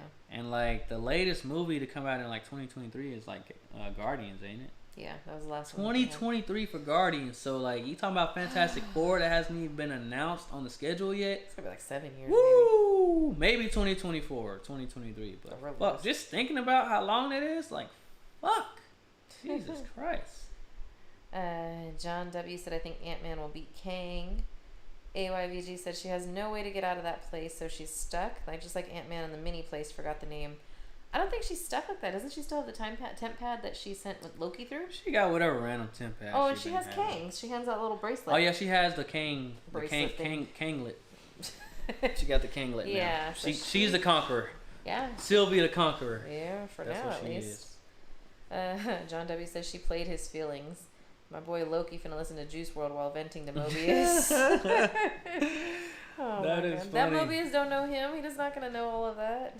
You know what's funny, Paul? Like during that whole scene where Loki and Sylvie were together, like talking and stuff like that, it was so funny to me. It was funny as fuck to me the whole time to see Kang in the background. Like he was just like waiting for what's gonna happen. Yeah, like I loved him. It was so funny. Like you could just see his head in the background, like. Right. It was so hilarious. Kang, I mean, he did a real good job, man. And I'm really glad that we got to see him before Ant-Man, because I don't know when Ant-Man comes out. I think 2022, I think. 2022, 2023, maybe. It was good to see like version. A fresh face, a fresh villain, that's gonna be impactful. Or at least a villain we know that's gonna be in the movie. Like we seen him really soon. I didn't know if we were gonna see him. I thought there was gonna be some more teases. So I really am glad that we got to see him though. Me too. I think it's nice to see a villain before they're like the full on villain. And it's nice to see his funny side. Yeah. Yeah. Like he actually did kind of have a somewhat good side before all of that happened. Yeah. John W said, I see why the Timekeepers didn't do anything, because Kang wasn't doing anything. He was just chilling. Chillest boss ever. Yeah, he wasn't doing nothing. I mean, I'm just really curious to see where they take this, man. Because it's like, for me, this is for my viewing pleasure. I don't want to get lost as hell after watching a show like Loki. And then watching Shang-Chi and it's taking me somewhere. and then going to go watch Eternals the next month, and like I'm back in BC, 100 BC. Oh, you're thinking they're jumping too many times? Yeah, that's what I'm saying. I just hope, I really like, look, Marvel, I know you guys know your release schedule and you guys plan this stuff out, but I just don't want to keep rocking like, I'm in Earth 616, I'm in Earth, you know, like. Yeah, that's true. Come on, man, like we just got put back into this whole Marvel, like, you know, cinematic universe, man. Don't lose us already. That is true. AYVG said, I don't think we'll see Galactus in the MCU, or maybe we'll see him, but like Dormammu. I thought Galactus was like, what was the character on episode 5? Saliath or whatever? Oh, man, that was Galactus. They do the same thing. Aelith. I can't pronounce it. Aelith or Slayeth or Baby Galactus is just like a mini Galactus. That's literally what he is. I thought it was interesting the way Kang said he weaponized him. Yeah. That was, I mean, that was pretty interesting. How do you weaponize a cloud? Time travel. Shut up. That's how you do it. TYV Nika said, I really hope Guardians finally introduces Adam Warlock or Nova. We've been waiting for years and hints about Adam and Nova. They're going to replace the Guardians after this movie.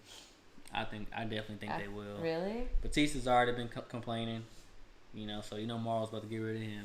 He's trying to work on Army of the Dead. Yeah, he's trying to do his own stuff. So I definitely think this last Guardians will be the last that we see of like all these Guardians together. Gamora's gone too, yeah. Yeah, so I think once Guardians starts, like Guardians 4 is gonna be like completely new Guardians, you know, and like the Guardians got like a really good foundation that they built upon so far. So I hope they keep Rocket. I love Rocket. Yeah, and Groot. You can't have Guardians without Groot. Yeah.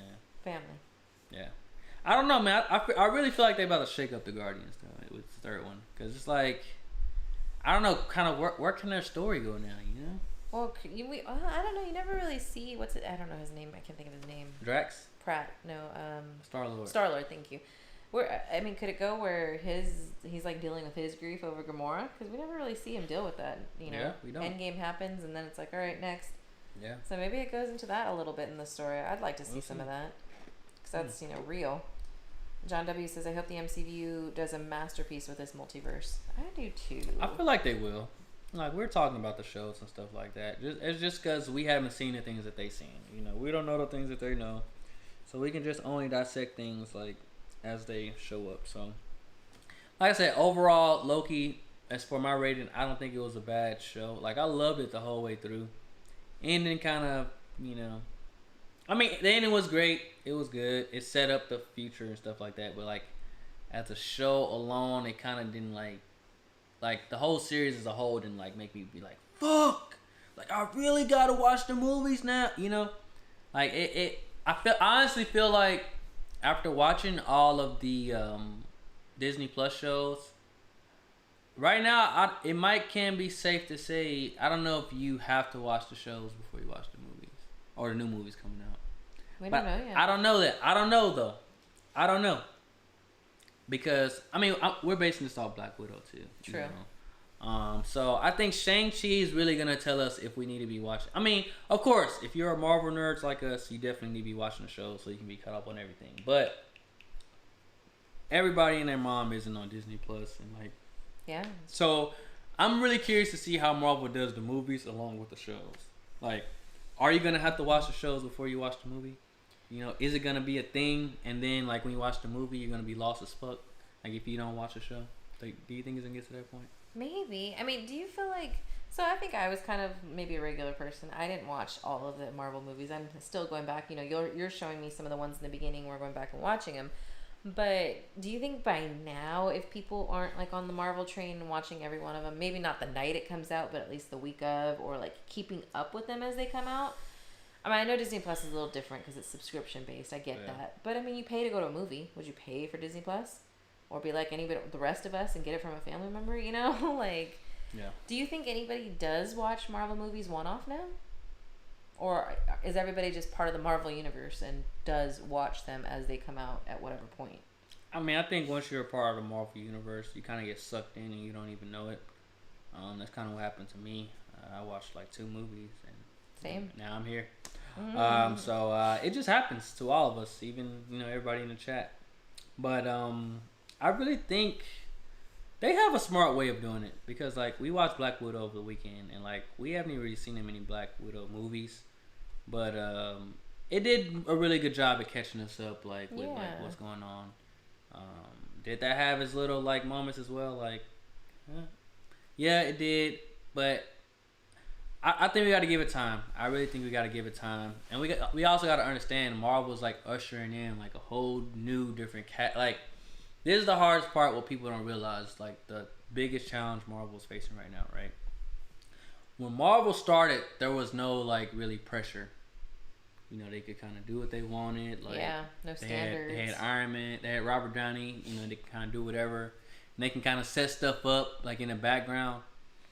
And like by the time the Avengers came, people were kind of like, "Oh, a superhero movie. Let me watch it. Let's see what's going on." Yeah. So once they seen that and they were like, "Oh, this is cool," then people started going back and watch Iron Man. Like, "Oh, I want to catch up now." Now Marvel like has to kind of start from scratch, you know, in a weird way because like all the Avengers are like gone and you know, I mean, Iron Man dead, Captain America on the moon, Smart Hulk being Smart Hulk, Thor. We're gonna see what happened to him in this movie. So it's like all the, you know, original Avengers that we built, like we don't have any of them. That's true. Black Widow's gone too. So Marvel, like, I'm really curious to see like how they're gonna move forward, like replacing these iconic characters that they built like over the years, because they haven't done this before. They haven't. Well, it's interesting that you say that too, because they got to build all the first Avengers in a world that didn't really have much from the DC universe, you know. And now I feel like DC's trying to catch up. They're not. I don't think they're close. That's just my own personal opinion. But I'm saying there's that extra pressure, you know. Yeah. You have all of the Zack Snyder movies or whatever, and you know the Suicide Squads and this and that. I think there's more movies to take people's attention, other comic movies to take people's attention, and I feel like they have to deal with that too. You know. I agree. Yeah. Paul Loco says, "I'm excited for adult Groot." AUIVG said, "So Toby and Andrew Spider-Man will be Tom variants if they appear in No Way Home." That's the only way they could be. I'm guessing so. I mean, yeah, because they're from different universes, so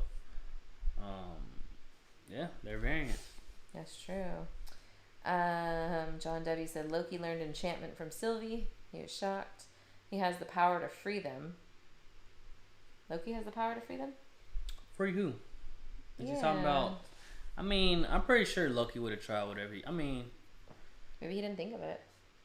I want to see this reunion, Loki and Sylvie. Look, this is what's gonna happen, right? Sylvie gonna realize she fucked up, and then she's gonna find Loki and be like, "Oh my God, you were right. Like, I'm so sorry. I never trusted anybody in my life." And then Loki's gonna be like, "Well, I told you this would happen," you know. Right. And now they just gotta figure this shit out, you know. I think that's what's gonna happen, like in the future. Cause I mean, Sylvie didn't die. Like we didn't see her die. Like so, she's coming back. Yeah. Sylvie's coming back. She's got the bracelet, the kinglet. She was really good. AYVG said, "But why does Loki now have the Force Jedi Loki variant?"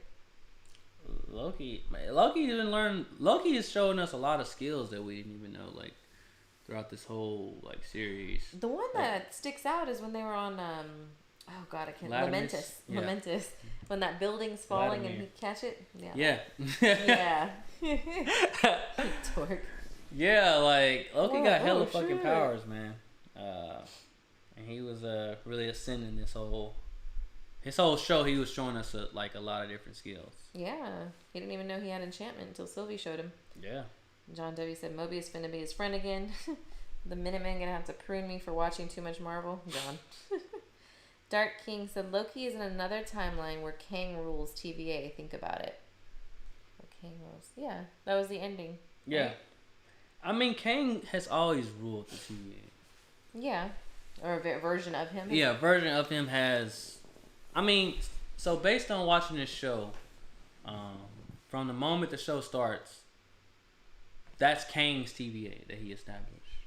He just, in this specific one, had the timekeepers as a front. Yeah. And in other ones, he didn't care. Like, he was like, I want my statue. That's why. Yeah. Oh.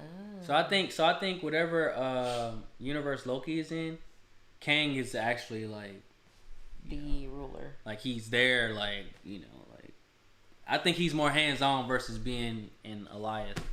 just in the cloud or whatever. I think that's interesting though. That I mean, if Kang's other variants are so bad, why is there still a TVA that's worried about keeping the timeline in order? I think. Well, I mean, from the explainer, literally, it told us that he just created a TVA because he didn't want to do it. Like this Kang didn't. Like, pretty much from what I got is that, and you guys let me know in the chat as well if you guys are on this path. But pretty much what I got was Kang got tired of like, you know, doing what he did, conquering all these universes and like doing all this stuff. So he created a TVA to like have this timeline is the only one that's right, where he's at the end of time. You see what I'm saying? Okay. So he wanted to keep that time. He wanted the TVA to make sure that this was the sacred timeline, because in this timeline he's just chilling, you know, versus you know any other stuff that's going on. So when Loki is at this other TVA, it's a whole different like regime, you know, because it's a different Kang. Okay, but that TVA, that version didn't get exposed until this Kang died. Yeah. Got it. Okay, so they did. Those other versions do exist. It's just they don't count. I think in a weird way, I think all of these versions are blending in with each other. Okay. Or like people from different universes are getting like put into the different ones. Yeah. Everybody's time hopping. Yeah. That makes sense. Okay. Dark King asks, how else does Mobius and the others don't remember him? They're in a different timeline, right? Yep. That's why we're saying that. Yep. AYG said, did you know that Baby Groot is Groot's son? I didn't know Groot had a son. I thought he was like the twig from when he blew up in the first one. Yeah, no, that was his son. Who's the mom? I mean, Mrs. Groot? Groot's, you know, kind of do their own thing. I guess so.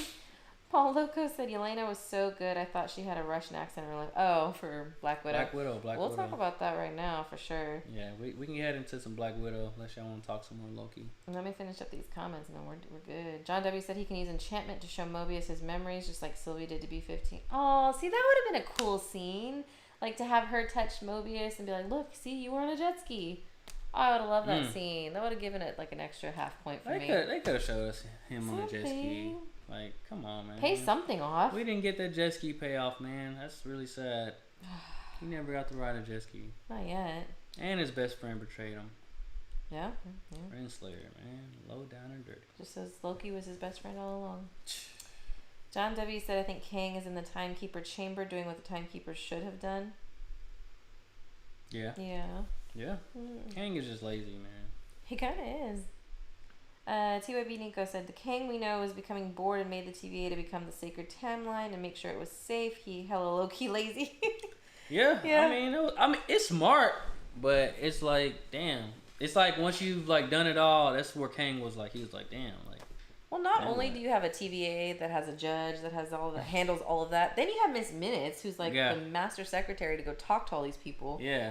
And you have the like timekeeper lizards that are machines that keep the TVA in line and make them think that those are the leaders. Like, damn. And you have a monster that just eats people before they could even get to you and meet you. Yeah. So it's like he really had this place like really like fucking like just. Yeah, he was set. He tried to set it up perfectly for him. Paul Loco said Sylvie could have looked in Kang's mind to see if he was telling the truth. Doesn't she have to touch to be able to do that? Yeah. And Kang would have just moved before. Yeah. I mean, I feel like Sylvie. I mean, you can kind of see it before, like when they walked in. She was just like, I'm so nervous. Like, this is the day I've been waiting on my whole life. Yeah. So I really think she wasn't, like, Loki was thinking, like, logically the whole time. I think Sylvie's emotions just got the best of her, and she's just like, nah, I'm just tired of being lied. Because you got to keep in mind, Renslayer lied to her, too, remember? Yeah. And she's been lied to a lot by anybody that's not Loki. She's been lied to. Every TVA person, yeah. Yeah. So it's like, I understand, like, she was like, I'm tired. You know what? I'm done with y'all fuckers lying. Like, I'm just killing everybody. I understand that. But it was the wrong person to kill. Yeah, that is true. That's for sure. John W. said, so crazy how Miss Minutes been snitching the whole time. Miss Minutes and I have had beef since the beginning. AYVG said, so what's happening after Loki in chronological order? Man, I think, right? We don't know. Maybe? Marvel's gonna... Look, people are confused tonight. Oh, 100%. A lot of people are confused tonight. So, whether it's tomorrow or, like, in a few days, gonna drop like something like. I hope they have to. Like a behind the scenes or something, or like just like anything. Like Marvel's gonna drop something, and we're gonna. I think we're gonna get more clarity. Like whether it be like Tom Hiddleston talking and asking, like answering, like Marvel's gonna drop something like help us figure this out, man. You know what Marvel should have done? You know how they did, not to get off subject, but the Loki or the Deadpool reaction. If they were smart, marketing wise, it'd be kind of cool to have Loki reacting to the series and be like, "Oh shit, why didn't they show me and Sylvie after this?" Or why didn't they Miss Minutes tell the audience why? Blah blah blah blah. Like that would be kind of fun if you were that way. That's a good marketing, opportunity. I don't know. I think they're gonna continue to use. I think they're gonna milk Deadpool. They're about to milk the hell out of Deadpool. Like, I didn't watch the reaction yet. We haven't watched it, but it's probably funny. Yeah. He's hilarious, so I think he's a great one for it. Oh my god. Tifosi. Yeah.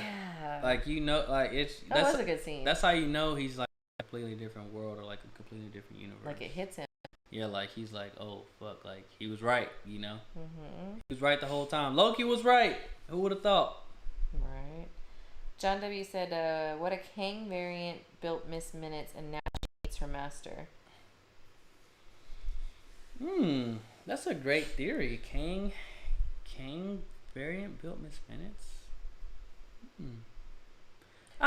Miss Minutes is like over Renslayer. Like Loki. Oh like, yeah. The way she like just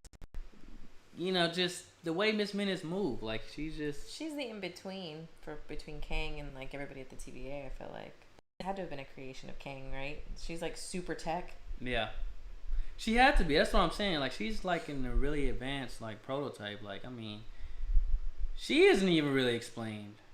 Because like we've seen like Tony Stark like AI.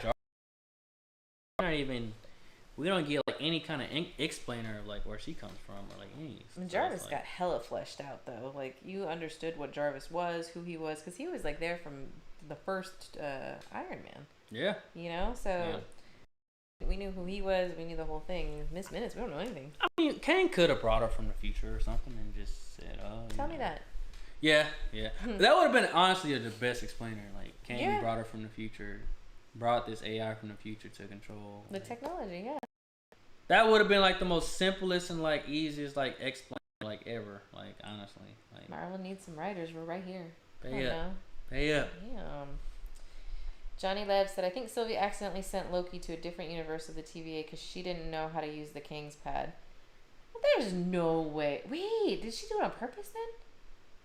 Because she's been using those temp pads like since she got captured. She did. She has been using those temp pads. And she's been doing it for a long time because she said, I've been pruned longer than you've been alive at some point in this episode.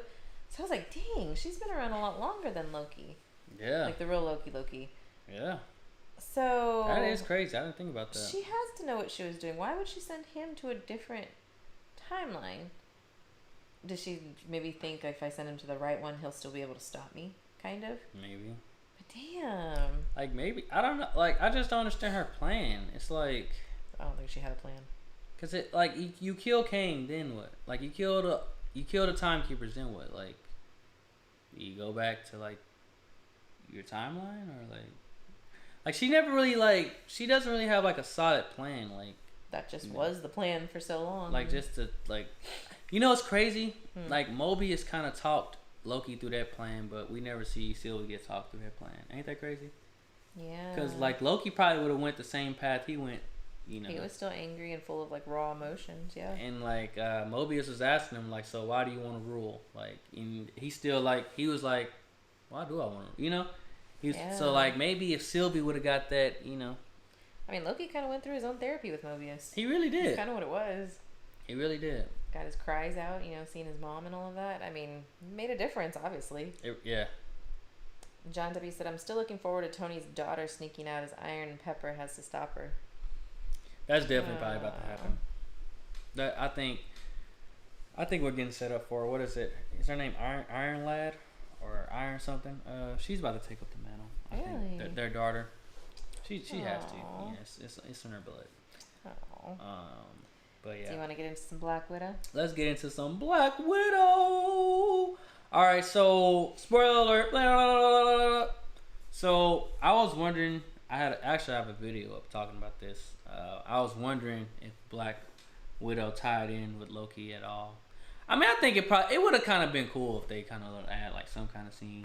Yeah. Like whether it was like a flash, because they actually have a scene together in the Avengers when she's like interrogating him. The mind control thing, I remember that. So it would have kind of been a cool thing to like get a scene of a flashback memory. You know, like a flashback of them together, like cross marketing Marvel. You know what I'm saying? Like, because there was no Loki in Black Widow either, and I understand it. Like Loki has no place in a Black Widow movie. Right, but it could have gone the other way. Like but it's like Marvel, what's up with the marketing? Like, holla at your boy.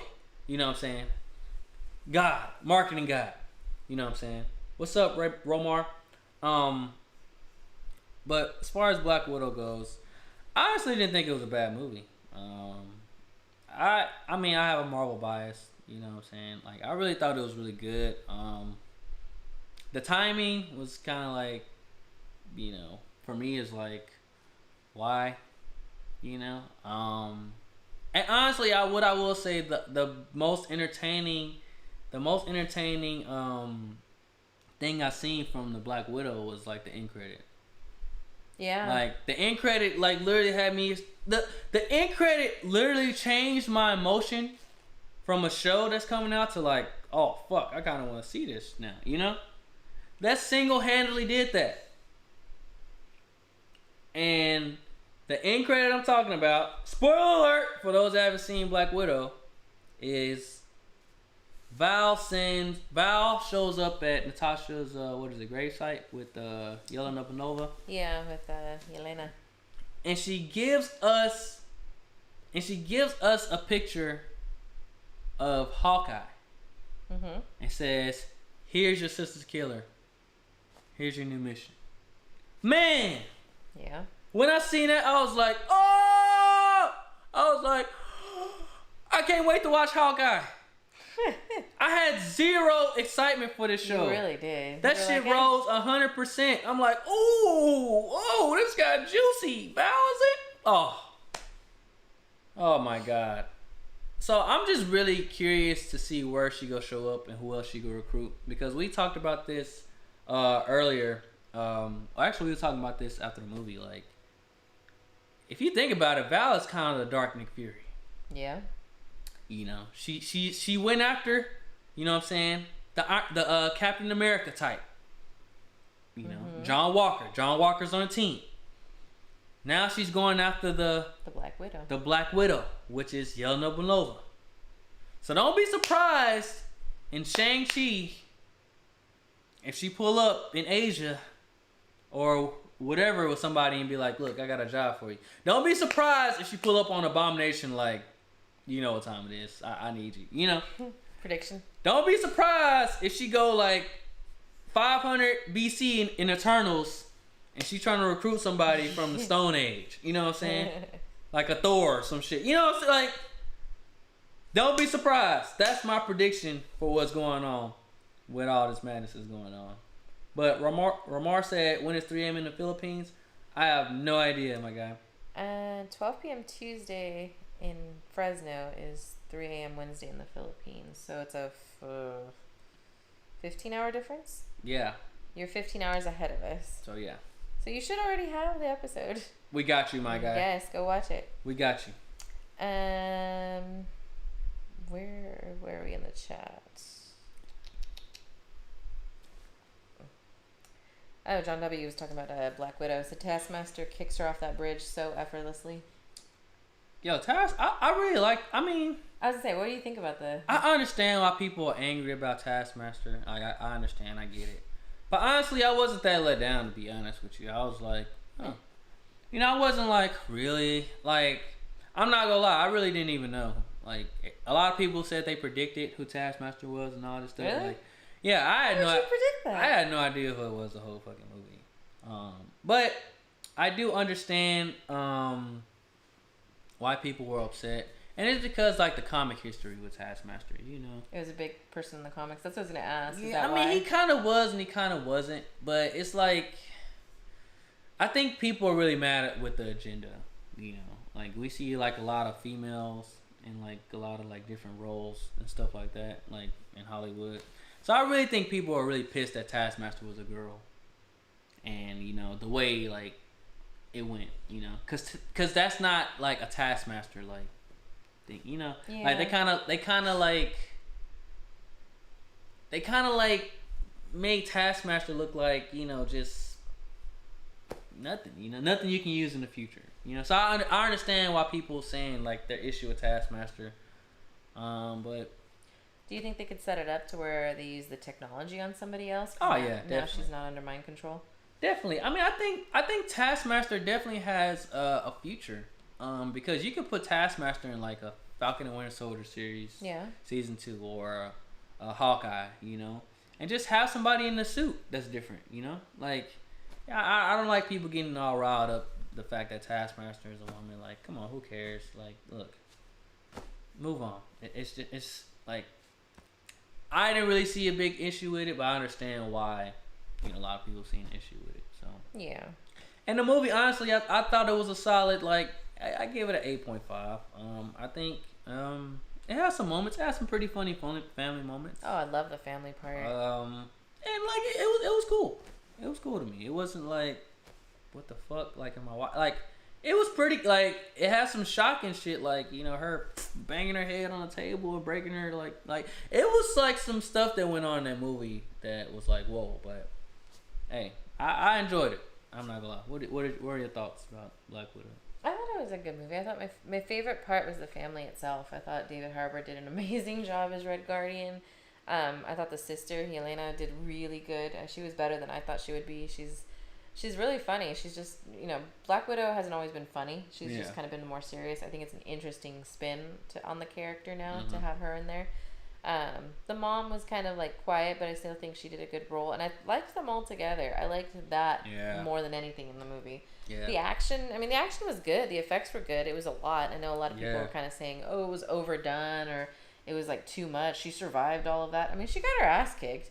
At the very least, it's not like F9, you know, where nobody bleeds, nobody gets scratches. I mean, you know, Scarlett had bruises and blood and all that on her, so I mean, at least she's human. Yeah. But I mean, there was, you know, some kind of out there things that, I mean, okay, whatever. But I mean, she's a Black Widow. What else do you want her to go through? You know, I'd give her a solid 8 for the movie. She's a superhero.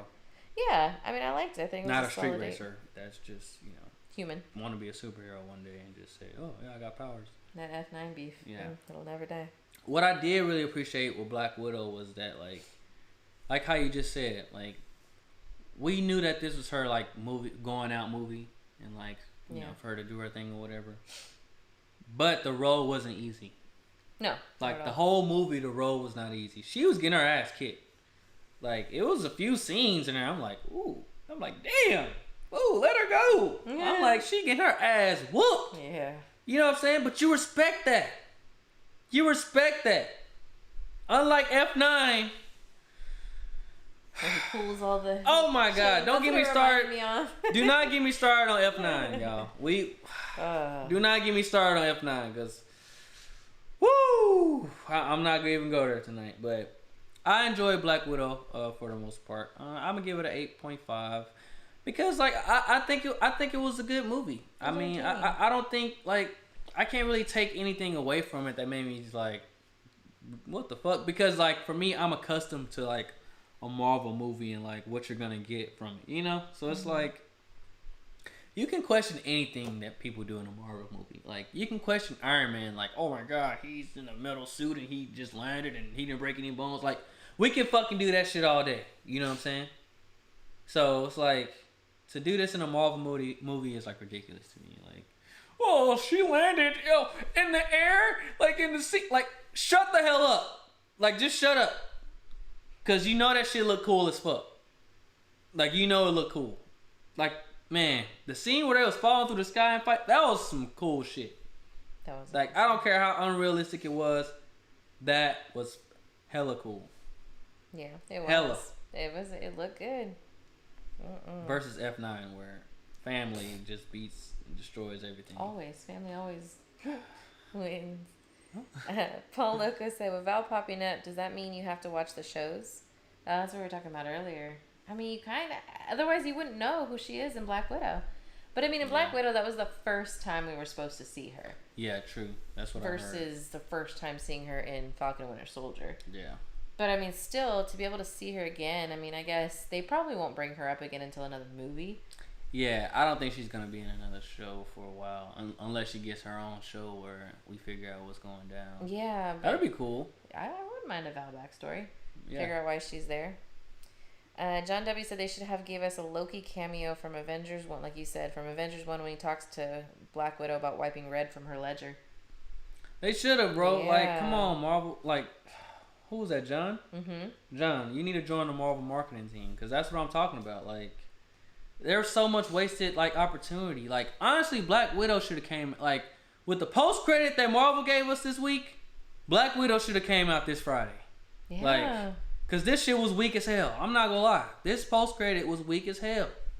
And to leave us off on this, Marvel has to be dropping some other news this week. They got to. That's true. They got to. Deadpool and Korg got to be reacting to this last episode or something. They should. We got some more stuff coming. Like we have to. John W. also said, I want to see her find the sword in his closet and picks it up and then they fight. Who are you talking about, John? Are you talking about Loki or Black Widow? And for the new viewers that's just now watching, spoiler alert, we just got done chopping it up about episode 6, Loki, but we're talking about spoilers for Black Widow right now. Mm-hmm. And John also said Taskmaster variant joins the MCU. That's good how they introduce him again. And John W. said my favorite part was the jail escape with the avalanche and the Black Widow landing, superhero landing. Yeah. That was a cool scene when they break him out. Yeah, it was. Shout out to Red Guardian. He was a good highlight. My favorite character. He was a highlight. He was definitely a good highlight for the movie. He was a better surprise for me than Yelena. I know everybody loved Yelena, but just David Harbour. Maybe it's a Stranger Things. I like the mom. I thought the mom really was cool. She did a great job in her role. Rachel Weisz. Yeah, she did a great job. I believe everything she said. Same. John said they need to stop teasing Paul Walker. They haven't really teased him since Falcon and Winter Soldier. Paul Walker. Oh. John.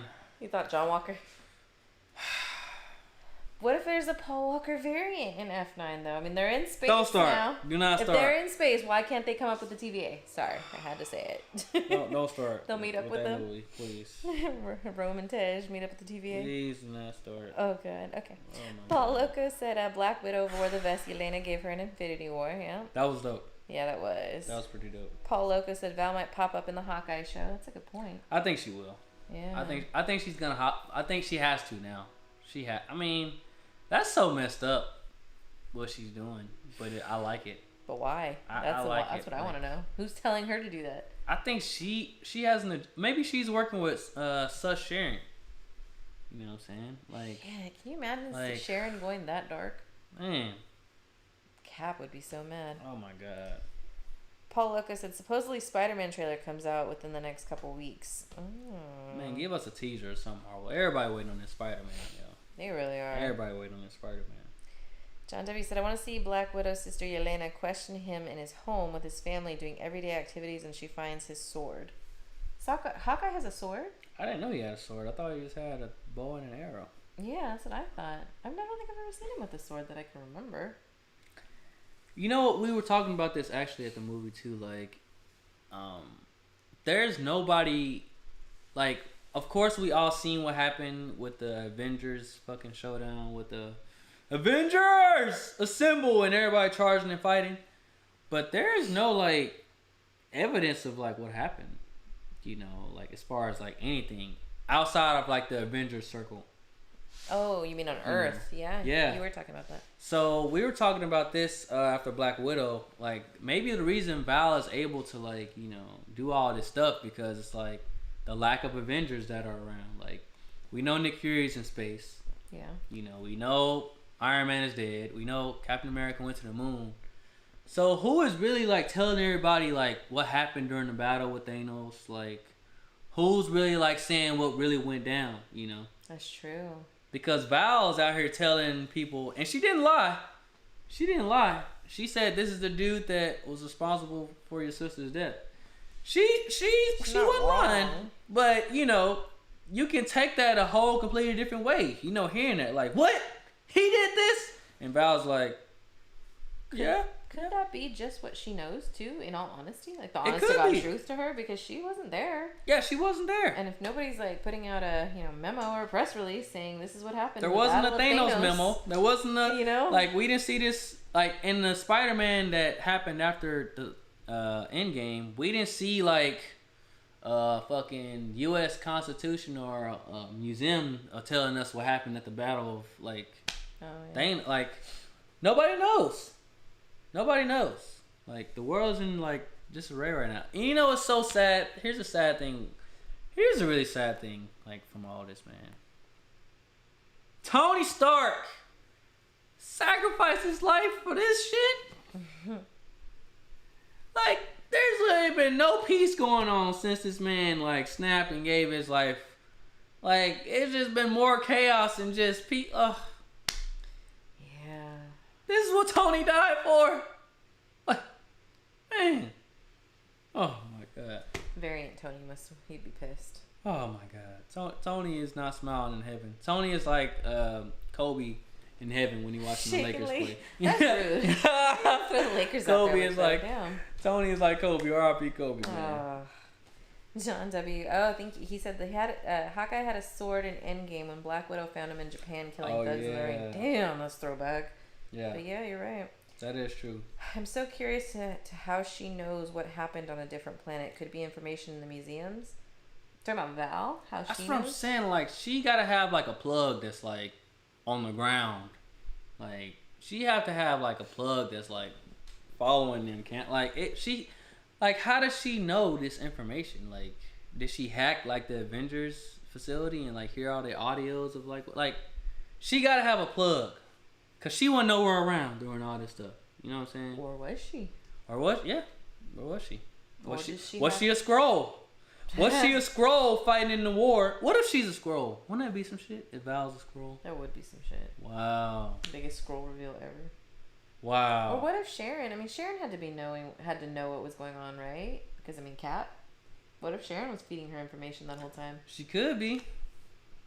She could be. Yeah. It could be such Sharon. Well, Sharon was Snap. Oh, you're right. She was. And was she Snap? Y'all let us know in the chat, but I don't know. I feel like Sharon was Snap. She was. For some reason, I don't know why I thought she was. But she either was snapped or she was banned from the country that whole time. One of the two.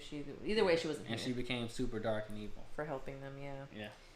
Paul Lucas said, "All right." And Falcon Winter Soldier in the Hall of Captain America or on the plaque, they only hint something major happened, but they don't explain it at all. That's what I'm saying. John W. said Red Skull could tell her. Yeah. How the hell she gonna go to Vormir? Val probably don't know shit about Vormir. She just like. That's true. I don't know, man. How would she know that Hawkeye was responsible for that? That's what I'm saying. She gotta have a plug in the Avengers. Like, she gotta have a plug that's like feeding her information because she was not there at all. Who would have been like super upset about Black Widow's death that they would blame Clint and then snitch to Val besides Miss Minutes? Hulk. How would Hulk know? Oh. Hulk was there. That'd be a twist. And he was pretty sad. He was pretty sad when she died. Yeah, he blew his chance. I mean, because I'm trying to... Sorry. I'm trying to think, like, because, like, from all the Avengers that were there when they found out that Nat died, out of all those people, it could have been Hulk that, you know, was at a coffee shop or something. In his like, grief. Yeah, saying, like, yeah, I know Hawkeye tried his best, but he couldn't save her. And Val could have heard that and be like, oh, so Hawkeye... What'd you say? Tried his best. Nah, he let her die. He killed her. That's what happened when they went. And then she went. She Googled if Black Widow had a sister. Yeah. Yeah. Oh, shit. Oh my God. John W. said Red Skull could tell her. Man, Val don't even know what the hell Vormir is. I doubt Val know what Vormir is. She might know about it, but her ass ain't never been to no goddamn Vormir. He said, does Val have a spaceship or a TemPad? Who the fuck? She probably got a TemPad. What if Val showed up with a TemPad and showed up on Sylvie like, well, fuck up the multiverse. You want to join? Don't worry, I got a job for you. Just come, just come through this 10 packs. Damn. That man, if Val did that, that would be some boss level stuff. I'll be like, who the fuck? That's when I'll be like, who the fuck? You know, that's when you like, damn, this girl is connected. Really plugged in. Right. This the real villain. John W. said, what if she hacked Iron Man's AI Friday? She could have done that. And also, man, John, that's a great comment. I'm glad you like just said that right now. Because like this is a very important topic that I want to talk about, right? Because we've been watching the Iron Man movies lately, right? Mm-hmm. And like as far as we know, Tony Stark had all this impressive tech and just all this stuff, right? Yeah. And at a point, like that tech was like really valued, like to like the government. Yeah, because it didn't even exist anywhere else. Yeah, to the government and like just real big buyers. So like now that he's dead, like who's like Pepper? I mean, but like Pepper doesn't really know that tech like Iron Man knows that tech. So like who was like preventing his tech from like being hacked and like people like. Like I would hope he had like some type of cyber system or cyber security installed on it so that doesn't happen, or like the AI is smart enough to protect itself. Like how but you said that, but you saying that, but then he gave the glasses to fucking Peter, and their directions were simply like whoever controls them has the power. You know what I'm saying? That's true. Because what's his name? Jake Gyllenhaal. Mysterio had the glasses and just put them on. It was like, oh. This how it works, Tony Stark. Access to, you see what I'm saying? He had access to everything Tony Stark, That simple. Yeah. So, like. You telling me Tony Stark doesn't even have a password on his shit? Yeah, Tony. Like, really, bro? You couldn't like set a password before you went and did your Avenger, like, I'm going out thing, bro? Wow. John W. says she's got plugs just like Sharon. I swear, man. She plugged in. They definitely working together. I can see them. They have to be. Who else would Sharon be working with? Thunderbolt? I can see her working with Val. Roddy Iron Patriot? Could be. He got his show coming up too. Armor Wars. Oh yeah. So I think that's gonna play a big part in like that's gonna play a big part in like preserving the Tony Stark.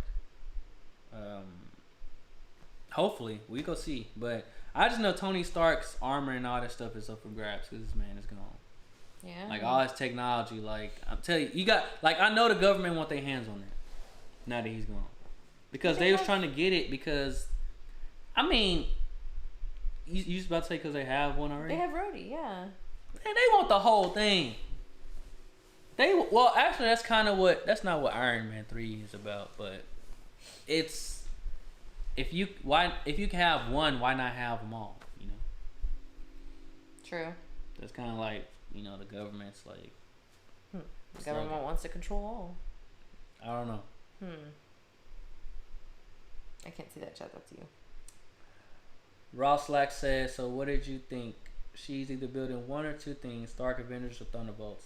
Yeah, I mean that's what we're saying here, man. I think she's building a new Dark Avengers team because she already got her Captain America. John Walker. She already has her Black Widow. So now we just got to see who else falls into play. And you guys drop some theories in the chat on who you guys think could potentially fill out her roster. That would be some shit though if she really did get Sylvie. And like Sylvie is like the Thor. What a twist. Like she's the god. Like Sylvie is the Thor for that Dark Avengers team. You know what I'm saying? So like, I'm really interested to see that like who she's gonna get for the Thor, or if she even gets a Thor like that god character. If she can get a Sylvie, like man, if you just called that and predicted it, that's actually pretty. Man, that's a good point. That would be some the Thor. Amazing stuff. Wow, I'd be like, man, you was too plugged in. You think Loki would get pissed because Loki got not selected again? Oh yeah, Loki would be fucking mad. Honestly, Loki. This show really put Loki in like a whole different world. Yeah, space. Like, thanks. Like, I think they were honestly serious when they said you will see Loki will show up again in season 2.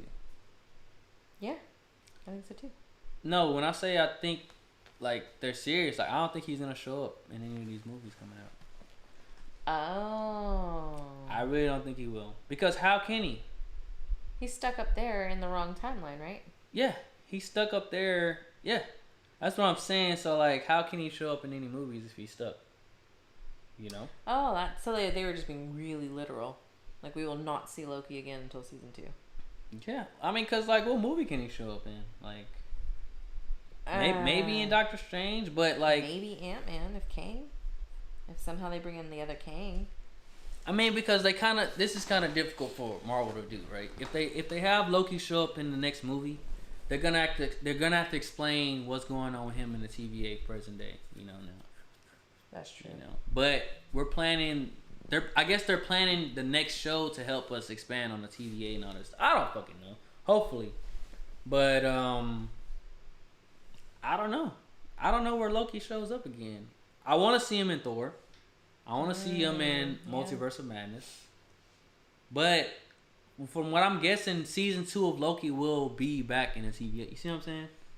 Yeah. Like, it's hard for me to imagine that season 2 will be anywhere else. That's true. So, like, what do you guys think in the chat? What about that? About that theory? What do you guys think? John W. said it'd be nice to see a cameo of someone from the Loki series. It would. It really would. Mm-hmm. It really would. Hopefully they can do something like that. Paul Loco said maybe Loki somehow shows up where Thor gets the new Mjolnir? How do you pronounce it? Mjolnir? Mjolnir. Mjolnir. That's what I meant. Yeah, Mjolnir. Shut up. It's like a menorah. Yeah. I can see him showing up in the new Thor, but I don't know. I really don't know. I just Loki is kind of honestly like fleshed out in his own universe now. You know, when we see him in the new Thor, like it's hard for me to like understand what's Loki's purpose now in a Thor movie. It's glorious. I know that. Yeah. Good one. Good one. But it's hard for me to imagine like what Loki would do in the Thor movie, because in all the Thor movies, you know, he's kind of been like, you know, from the villain to like the sidekick to like, you know, always turning his back, like you can never trust him, like, so it's like, do we really want to see a Loki and Thor movie where they like just love each other the whole time? Yeah, I think it'd be a different version of Loki, but it'd be kind of a boring one. Yeah, like, do we really want to see like we can't, because the Loki that we've come to know is like in the movies, it's kind of like you love him for the ride, but you never know where he's gonna go. You know. Yeah, that's what you like. It's what you. What about his character that you like? You know. So it's like, can we put him back in the Thors and like? I mean, because Thor's not gonna trust him. No, nobody does. You know. So it's like, I don't know, man. I have no idea. I have no idea. Do you have more comments? Ross Lex says, actually, oh, you read the John's comment. Mm-hmm. Ross Lex said, I think we will see Loki again in Ant-Man Quantumania. Maybe. I don't know. I really don't know. I gotta see some trailer footage or something, man. I don't know. Venom Face said, have we seen the episode? Yeah, we've been discussing the episode. Yeah, whole stream. He said, actually, Thor makes more sense. It does, but I don't know. I really don't, like, what will his role be in the next Thor movie? Also, Chris Pratt's gonna be in the next Thor movie. Oh, that's right. So it's like too many. Yeah, I don't know. Fixing his mistakes. No. Go ahead and read what Paul Loco said. He said I was redeemed. Resdeemed would go after. You did redeem yourself with that. Yeah, I'm pretty funny. I'll give you that. You did redeem yourself with that joke. You sound like Mobius at the end of each stream, because Mobius said to Loki, you can be anything, even someone good. Hey man, I mean that, and Mobius said that, and you see how far Loki went. So if Loki can change, anybody can change, man. That's how I see it. But I'm gonna get to this part of the stream where you know, we have it. Sorry guys, just stretching.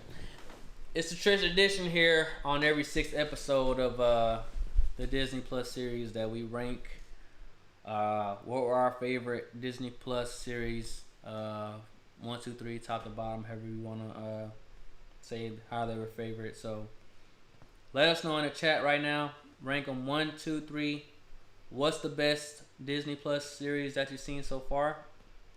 I'm gonna rank mine's. Miss M will rank hers. Drum roll. So I'm gonna start my list from top to bottom. And this is really tough. This is really like. This is difficult. But I'm gonna reveal. All right, so third being the one that I love the least, right? So I'm gonna do my third, and then we will go to your third, and then we can back and forth. All right, so the third series overall that I would say I enjoyed. This is tough, man. This is really tough. And like I like all the series. Don't get me wrong, I love all the series, but for my enjoyment purposes, I gotta say, even though WandaVision didn't pay off a lot of stuff, during the ride I was in it. I'm not gonna lie, I was in it. I was like, next week, like I needed to know the mystery of what the hell was going down. You know what I'm saying? So with that being said, number 3 is Loki for me. I'm sorry, like, wow. Yeah, I know, shocker, big reveal, but I do remember like when I was watching WandaVision, like I was really fucking like, into it. Like it didn't pay off at the end for me, but watching it, I was like, man, like I needed to know what was gonna happen next. So Loki is my number 3. I just feel like during the 6 episodes, for me, there wasn't like really a moment that made me like, oh fuck, like it just wasn't. I just didn't have that moment. You guys may have that moment. I mean, it was a great series overall, but I'm playing a lot of I'm putting a lot of different factors in. I'm putting in the factor that Loki actually had the chance to finish what it wanted to do. Falcon and Winter Soldier didn't, and WandaVision didn't. So for me, with the 6, like this 6th episode really like made me like the post credit, like we're not gonna talk about that half-ass post credit Marvel put out for the 6th episode, but for me, Loki's got to be number 3. So out of curiosity, what if Loki came out before WandaVision? Like, what if Loki was the first series that you saw? You don't think you would have been like, oh, no, really? I don't think so. Because for me, like with WandaVision, man, I think it had like 9 or 8 episodes. And like literally each episode at the end, I was like, what the fuck is going on? Like I'm telling y'all, my mind was like, what the hell is going on with this show? Like it's getting so good and like what the hell? And like it didn't pay off at the end, but I just remembered watching every episode. I'm like, I needed that next episode. So that's why I gotta have Loki at 3 for me. I put WandaVision at 3 only because I was kind of lost. I was like, what the hell is going on in the first few episodes? Not that it wasn't good, it kind of threw me off. It wasn't what I didn't know what to expect, but that was not what I was expecting. Once I finally understood it, I liked the series. But I liked it more for the fact that they were showing a character go through grief and like deal with that. The ending was kind of, I cried. I shed a little bit of a tear for the ending just because it was kind of sad. But I don't know. You didn't really like the ending. I thought the ending was kind of meh. Yeah, the ending. Yeah, I didn't mind WandaVision. I thought there was great acting. I think what pissed me off the most of WandaVision was Quicksilver. I think that was just dumb. That did. Like, leave it out completely or make it the real Quicksilver. It was useless, and I get, why they had to scrap the whole original idea, but then just scrap the whole thing. You took Doctor Strange out for all of it. Just take him out too, Yeah. But that would have been my number 3. Okay. What's your number 2? All right. So, and what is it? Paul said number 1 is Captain America: White Wolf. Nice. John also said number 1, Falcon and Winter Soldier. Paul says 2 Loki, 3 WandaVision. John says 2 Loki, 3 WandaVision. Okay. They both said the exact same. All right, so I'm gonna reveal my number 2. All right, and it's gonna be a shocker. Like everybody's gonna be shocked and surprised. But it's WandaVision. Yeah, you guys knew. You guys knew. Like I gave this whole spiel about WandaVision. Like I really like WandaVision. Like I was a big fan of WandaVision. Like week after week. Like the Quicksilver stuff. Like really like amped it for me. Cause I was like, oh, I know they didn't do this. I'm like, I know they didn't do this, and they didn't. And I was like, so they didn't do it. You know? Yeah. It did. Like so. It is kind of like a toss in the air between. I mean. For me, I just know I was emotionally invested, like in WandaVision, like a lot more. Like the kids, Yeah. What's her name? Agatha? What's her real name? Oh, Catherine Hahn. Catherine Hahn. She was killer. She nailed that role in WandaVision, man. Y'all need to go back and watch WandaVision. She was killing that role. Like, man, she was really good. She was goated. But obviously, guys, number 1 for me is Falcon and Winter Soldier. Like. I honestly really like sat and watched that whole series, and like you guys can go back and watch the Falcon and Winter Soldier stream. Like I feel like it was complete. I feel like after the end of every episode of Falcon and Winter Soldier, you were like, "Oh my god, yes. Oh my god!" Like, yeah. Like I feel like they really like wrapped everything up that they needed to in that season. Like. We can pick on the small things like, oh, what happened to Yori and, Bucky when he told him to kill his son. Like, we can pick out little small stuff like that we didn't see, but, like, overall, like, and given the fact they had to take out a whole plot. Yeah. That show was amazing. That show, like, I like how, WandaVision really touched on like dealing with grief of losing somebody and stuff like that. Falcon and Winter Soldier, it touched on like racial tensions and like what's going on in the world. Like even that dynamic, that element, and like Loki had his own story too of like loving yourself and like like just all like kissing yourself and like just falling in love with yourself, like all that good stuff. But for me, Falcon and Winter Soldier just really like. From 1 to 6, like, wrapped it up. Yeah. Like, they probably wouldn't even need a season 2.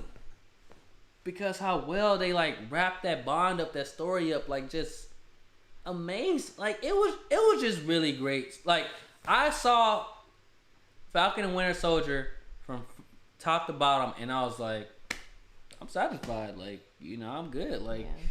They did what they did, like Zemo was a fucking standout character. They brought in people from Wakanda.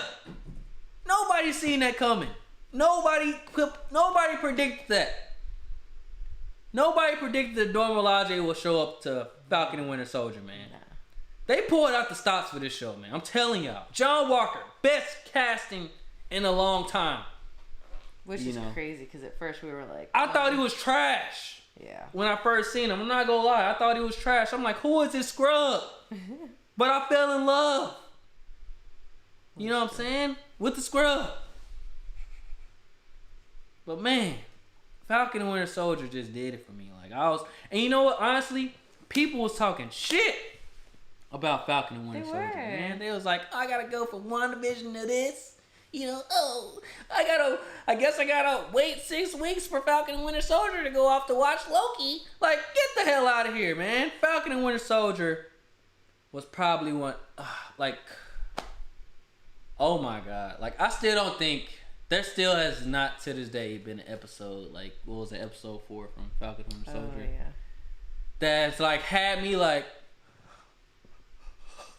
when everybody in the world seen the episode, they was like, oh my God, what the hell? Yeah. Like that that was a thing of beauty what they did with that show, you know what I'm saying? So like I said, shout out to the writers and everybody, man. Like they really killed that show, man. But what is your top 2? Just go to 2 now. Yes. Yeah, you got all excited for me. Yeah. Number 2, I think, would be Loki. Loki. I love the writing. I love the characters. It just didn't end as well as I had wanted it to. But hopefully, season 2 will make it all better. Number 1 was definitely Falcon and Winter Soldier. And I feel like it was very underrated. Like you were saying, I feel like everybody was like, oh my god, it's just like a typical MCU movie. But maybe that's why everybody liked it so much. Yeah. It was it felt like the most fleshed out of all of them. Loki kind of felt like, whether it was intentional or not, that they left stuff out. WandaVision, obviously you could tell it was rushed. There was stuff in there that should not have been left in there, or that was pulled from the original. I just feel like Falcon and Winter Soldier, for everything that went on, and for what they produced, I think it was a great show. Yeah. Yeah. The racial part of it, I don't think they missed their mark on any part of it, honestly. They had you guessing the whole time with Sharon. I don't know. That was just a really good, we were entertained for 6 weeks straight. I feel really like with Loki, they were entertaining. We were entertained maybe the first or second episodes, and then it kind of got a little slow, and then 4 I feel like was really entertaining. Yeah. And then 5 was really entertaining, and then 6 was kind of just more explaining. It was kind of like a wave of emotions when it came to Loki. But Falcon and Winter Soldier was 1 week after the other. You were like, oh shit, what's gonna happen next? So yeah, that was my number 1. Yeah, and I feel like just with Loki episode 6, I felt like it was just kind of setting us up for season 2. Yeah. It wasn't really trying to finish out I don't know, man. Marvel, you gave us 2 post-credit scenes for WandaVision. Yeah. I believe, did they give us 1 or 2 for Falcon and Winter Soldier? I know Val was for 1. Val showed up and gave him the new uniform and all that. Yeah. Wait, that wasn't even a post-credit, was it? Or was it the end? It was the post-credit of Sharon. Yeah, the post-credit was Sharon. Yeah. Okay, yeah. Okay. But that was better than it was something, Yeah, I really do think they missed the mark with not doing a decent post-credit scene on this. I think that's my biggest criticism for it. That's honestly what moved this, below WandaVision. That post-credit scene just really just the post-credit scene, and just everybody and their mom before they watching this probably knew they were getting a season 2. Yeah. So we didn't need a post-credit scene saying, "Oh, Loki will be back in season 2." Really? Like you said earlier, the only way it makes sense is if he literally is not coming into any other movie aside from Loki season 2. Then we'll understand that. But I gotta wait that long to understand, oh, okay, cool, your post-credit meant something. And you also gotta think, dang, so I don't get to see Loki in the movies anymore? You just, spent Loki's 6 weeks with this character that you really like. Yeah, so Loki's a permanent TV character now? I don't get to see him in my Thors? Seriously. We gotta get Deadpool to react to this. At least we'll have somebody, on the inside with information what's going on with their universe and stuff like that. So we definitely gotta call the Marvel execs on this. Seriously. Teo said, "Hey, what's going on?" She's an OG viewer too. I think she was from Captain and Winter Soldier. Oh, really? What's going on, Teo? What is going on? She said, go ahead. Man, this episode had me really unnerved for some reason. Something felt very off about He Who Remains. They kind of explained it in a way where they kind of just gave you everything. He wasn't really in the way they explained it in the episode. He wasn't really trying to do anything. He was the good version of himself. Yeah, the best, I guess. He wasn't the way they explained it. He was what he said was what it was, and he was offering, who knows if the proposition was real or not, but from what we know, that's what we got from him. And Sylvie offed his ass, so now we got a multiverse of madness. Thanks, Sylvie. And I just for Loki, I had to put it at 3 because I feel like Sylvie had she had so much character development, and for her to just go back and do that, that kind of ruined it for me. I don't know. It kind of ruined it for me to see her go through all this stuff and learn what love is, and just really finally be able to trust someone, and then just be oh no, you don't, it just that hurt me. I'm not gonna lie, that hurt me. I'm really this is the motherfucker. Like Loki has been the most untrustworthy motherfucker like since forever, you know. And like, I like it for his character, but I hate it for her character, you know. Yeah. And it's just like when they show up and see her again, and like he's like, "Why'd you do this?" And she's like, "Oh, because I never trusted anybody." And it's like, that's some bullshit. That's a bullshit way to explain like how she created the multiverse. You know, like I just don't like the way all this kind of went down. To be honest with y'all, like I feel like it should have been like. It should have been something like our Loki should have did it, or like, you know, not really. I like for that would have been even worse character development for me. Maybe did it to save Sylvie or something like he did it for a reason, you know. Yeah. Like in order for Sylvie to exist, he had to kill Kang, you know, something, you know. And then it like, you know. I think it would have. Well, no, I don't think he could have. I think it would have made more sense if he killed Sylvie to protect the universe. But I don't know that he could have done that either. I don't know that there was really anything he could have done. It had to have come from Sylvie, who is technically from himself. Yeah. You know? It's just like she's like gonna be hated now by everybody. You know, she like didn't like help anything.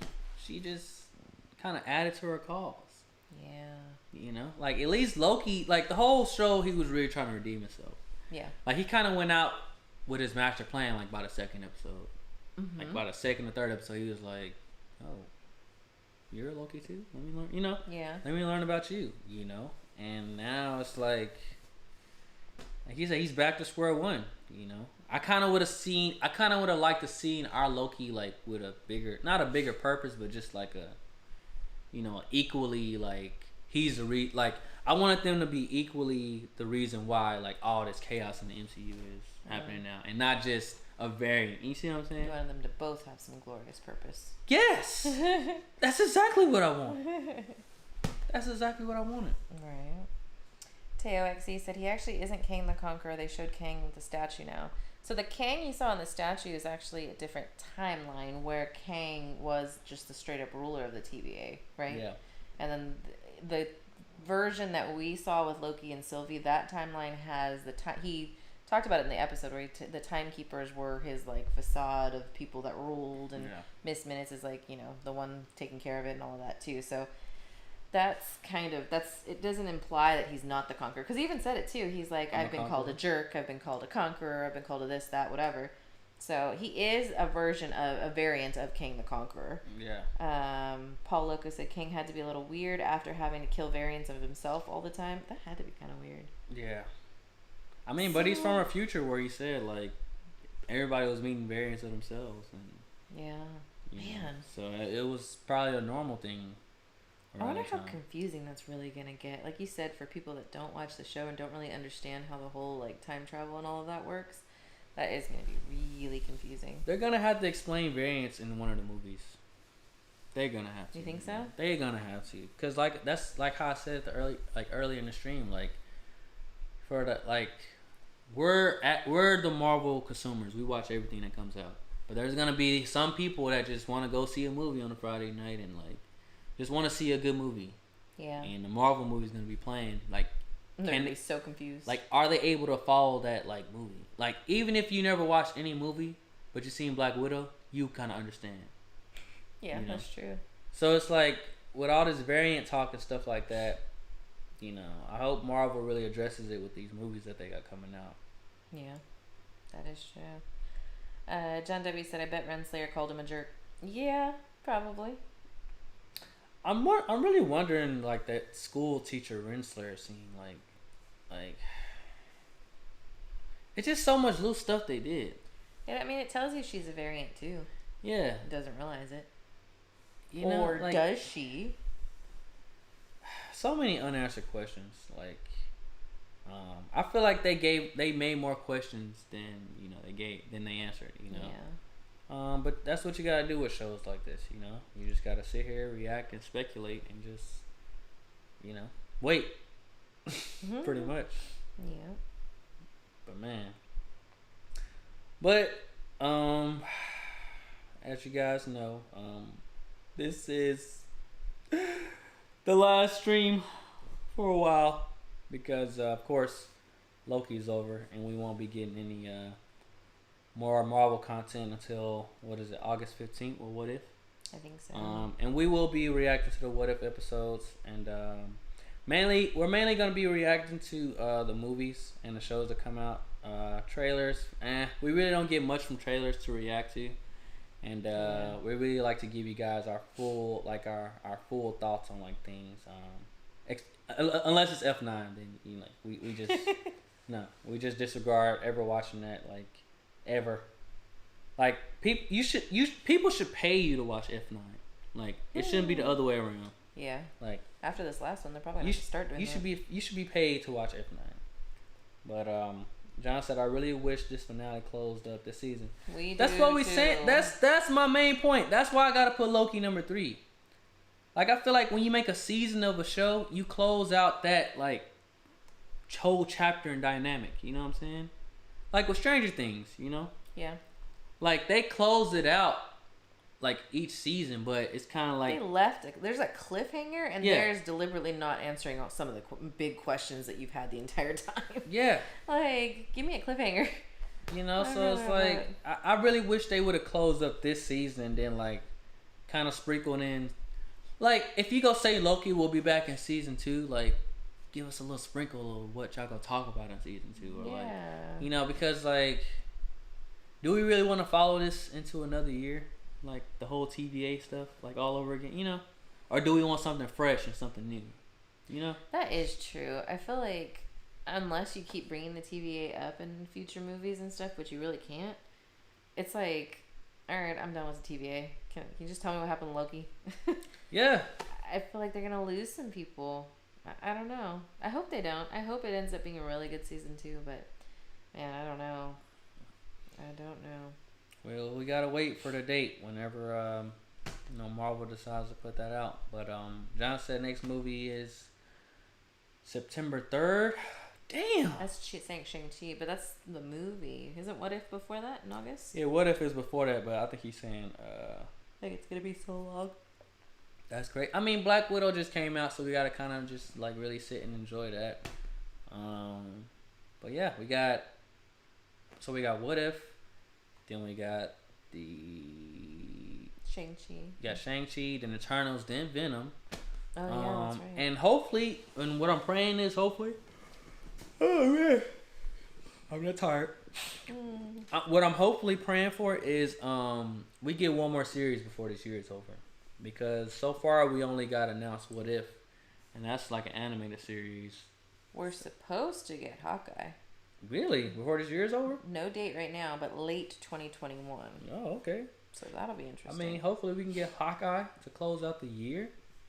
Damn, that would be 4 shows in a year. That's really... Actually, 5 shows. 5 with What If. That would be really impressive by Marvel. I'm not going to lie. That would be a very fucking impressive feat. And it's only going to be like, you know, more crazier from here. Yeah. You know, because like they're planning and planning and planning and planning and planning and planning and planning and planning. So... we just gotta sit here and wait. John said they need to do the same as they do the movies with these post-credit scenes. Bro, I thought they was doing it for a while. They were with WandaVision until and Falcon. Until Loki just stamped and said, "See you in 2025 when Loki season 2 comes out." But man, he said, "I better ride from the breakout." I said, "I better ride." Bro, I know this is going to be trending tomorrow on Twitter, man. That's why we always try to stay ahead of it. We always try to knock out the reactions, like, as soon as they happen, just so y'all can get a fresh, like, reaction, like, just right when it happens. Like I said, these episode 6s, man, like, I mean, the episode wasn't a letdown. I'm going to give episode 6, like, a 7. Like, overall score, I'm going to give it, like, a 7. Like, you know, the whole show was riding at like a high 9, but it's like the 7 kind of brought everything to an 8. So, but like I said, I love the content that Marvel's been giving us. You know, but these episode 6s, man, I think Marvel's gonna take a look back at like all this stuff and like make like stuff even better. Bless you. Thank you. So like I said, I'm really excited for Hawkeye. Who would have thought you'd ever say that? Nobody ever. Yeah. I'm really excited for Hawkeye. I just want just the whole twist and dynamic they added at Black Widow. That was like, ooh, like okay, got your attention. Like it really did, and I'm really stoked and excited to see it. Mm-hmm. Any more thoughts you want to share before we wrap up until August? I'm excited for the what ifs. Yeah, that'll be fun. I'm really excited for the what ifs. I don't know how many episodes they're gonna show.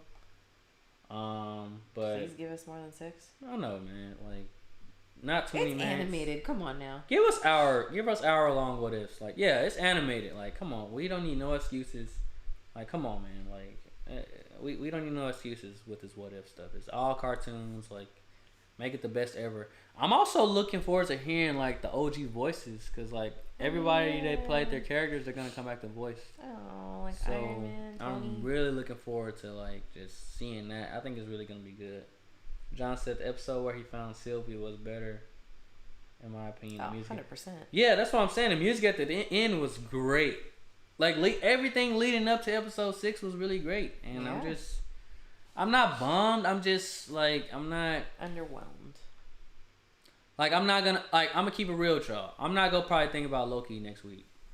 Like, yeah, it didn't have like a lasting impact. You know, I mean it did, but it's like I'm not like really like, fuck, I can't wait for season 2 for Loki, man. You know, and some shows do that to you. You watch a show for a season, you like, fuck, when the next season come out. Like, woo, you be like feeling it. You be like, damn. But I don't know. We just gotta wait and see.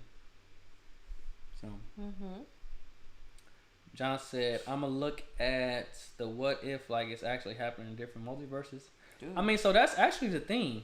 They're saying, like, you know, what if this actually happened? What if this? And, like, it's saying, like, I think it's going to be a really, really interesting show. And, like, that's our next show to react to and break down. And I am really looking forward to it.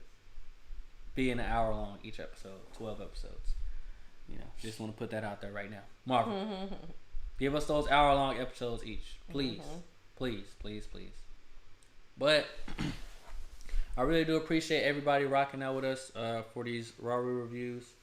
I want to say thank you to you, Miss M. I really do appreciate you helping me out with these, you know, streams and, you know, helping our chat and just helping, like, just everything. Like, none of this would be possible without Miss M, so round of applause. For missing. You started it all. Thank you. Little clap for my cat Sims for not throwing up this stream. Yes. We've came a long way from you know, him puking every 20 minutes during me streaming. So we really do appreciate y'all rocking with us. Shout out to John. John, make sure he pulls up to every stream.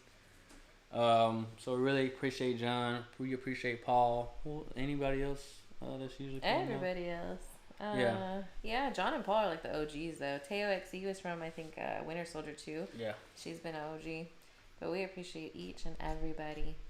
Yeah, shout out to John, shout out to Paul, shout out to Teo, shout out to everybody who's been pulling up to the streams. I am effectively going on vacation starting today. But like I said, y'all just gotta stay tuned into the channel. Turn those live notifications on, because you never know where I might pop up next. But we will officially be back once What If starts releasing these episodes around. And y'all just gotta stay tuned for the ride, man, because we got a lot of stuff coming up. You know what I'm saying? And I can't wait. We will keep the Marvel train going. Trying to see if I'm missing anything before I take off on vacation, because I'm gonna miss you guys. But yeah, What If, and then Shang-Chi, and then Eternals. You know, we got a really curious second half that's about to come among us. I feel like it's gonna be a wave of stuff that's about to drop. You know, so I'm really ready for it. I'm really looking forward to it. John and Paul said claps. Watch out for them variants on location. You might. You never know. Paul said, awesome stream. Can't wait to talk to y'all again. Hey, facts, bro. Oh, he said, watch out for them variants on vacation. I thought you meant. Oh, okay. I see what you're saying, John. Hey, bro. I appreciate that, bro. You gotta watch out for them variants and them scrolls. And Mephisto, you never know. And Sharon with her sus ass. And Miss Minutes. Yo, the list keeps piling on and on and on with these characters. Marvel definitely gotta do something with all these side characters. But that's a whole nother stream we can get into and talk to about all that. But we'll get out here, y'all. It's almost 3:30 in the morning. We appreciate y'all so much, man. We appreciate y'all joining in. Like I said, we started since what? WandaVision? The end of WandaVision. And it's just been amazing just to come here and just chat with, you guys just about the stuff that we all love, and that connects us here. So, I'm just grateful for the experience. I'm eternally grateful for it. But, got to get my Mobius voice on right now for my boy John, Like I say at the end of every stream, man, you know what I'm saying? Stay positive. Always be the best person you can be, you know what I'm saying? You can strive to be whatever you want to be. Just look at me, all right? We gonna catch y'all on the next stream, man. I'm officially going on vacation after this stream. I'm gonna miss you guys. But I'm out, y'all. Peace. Stay positive.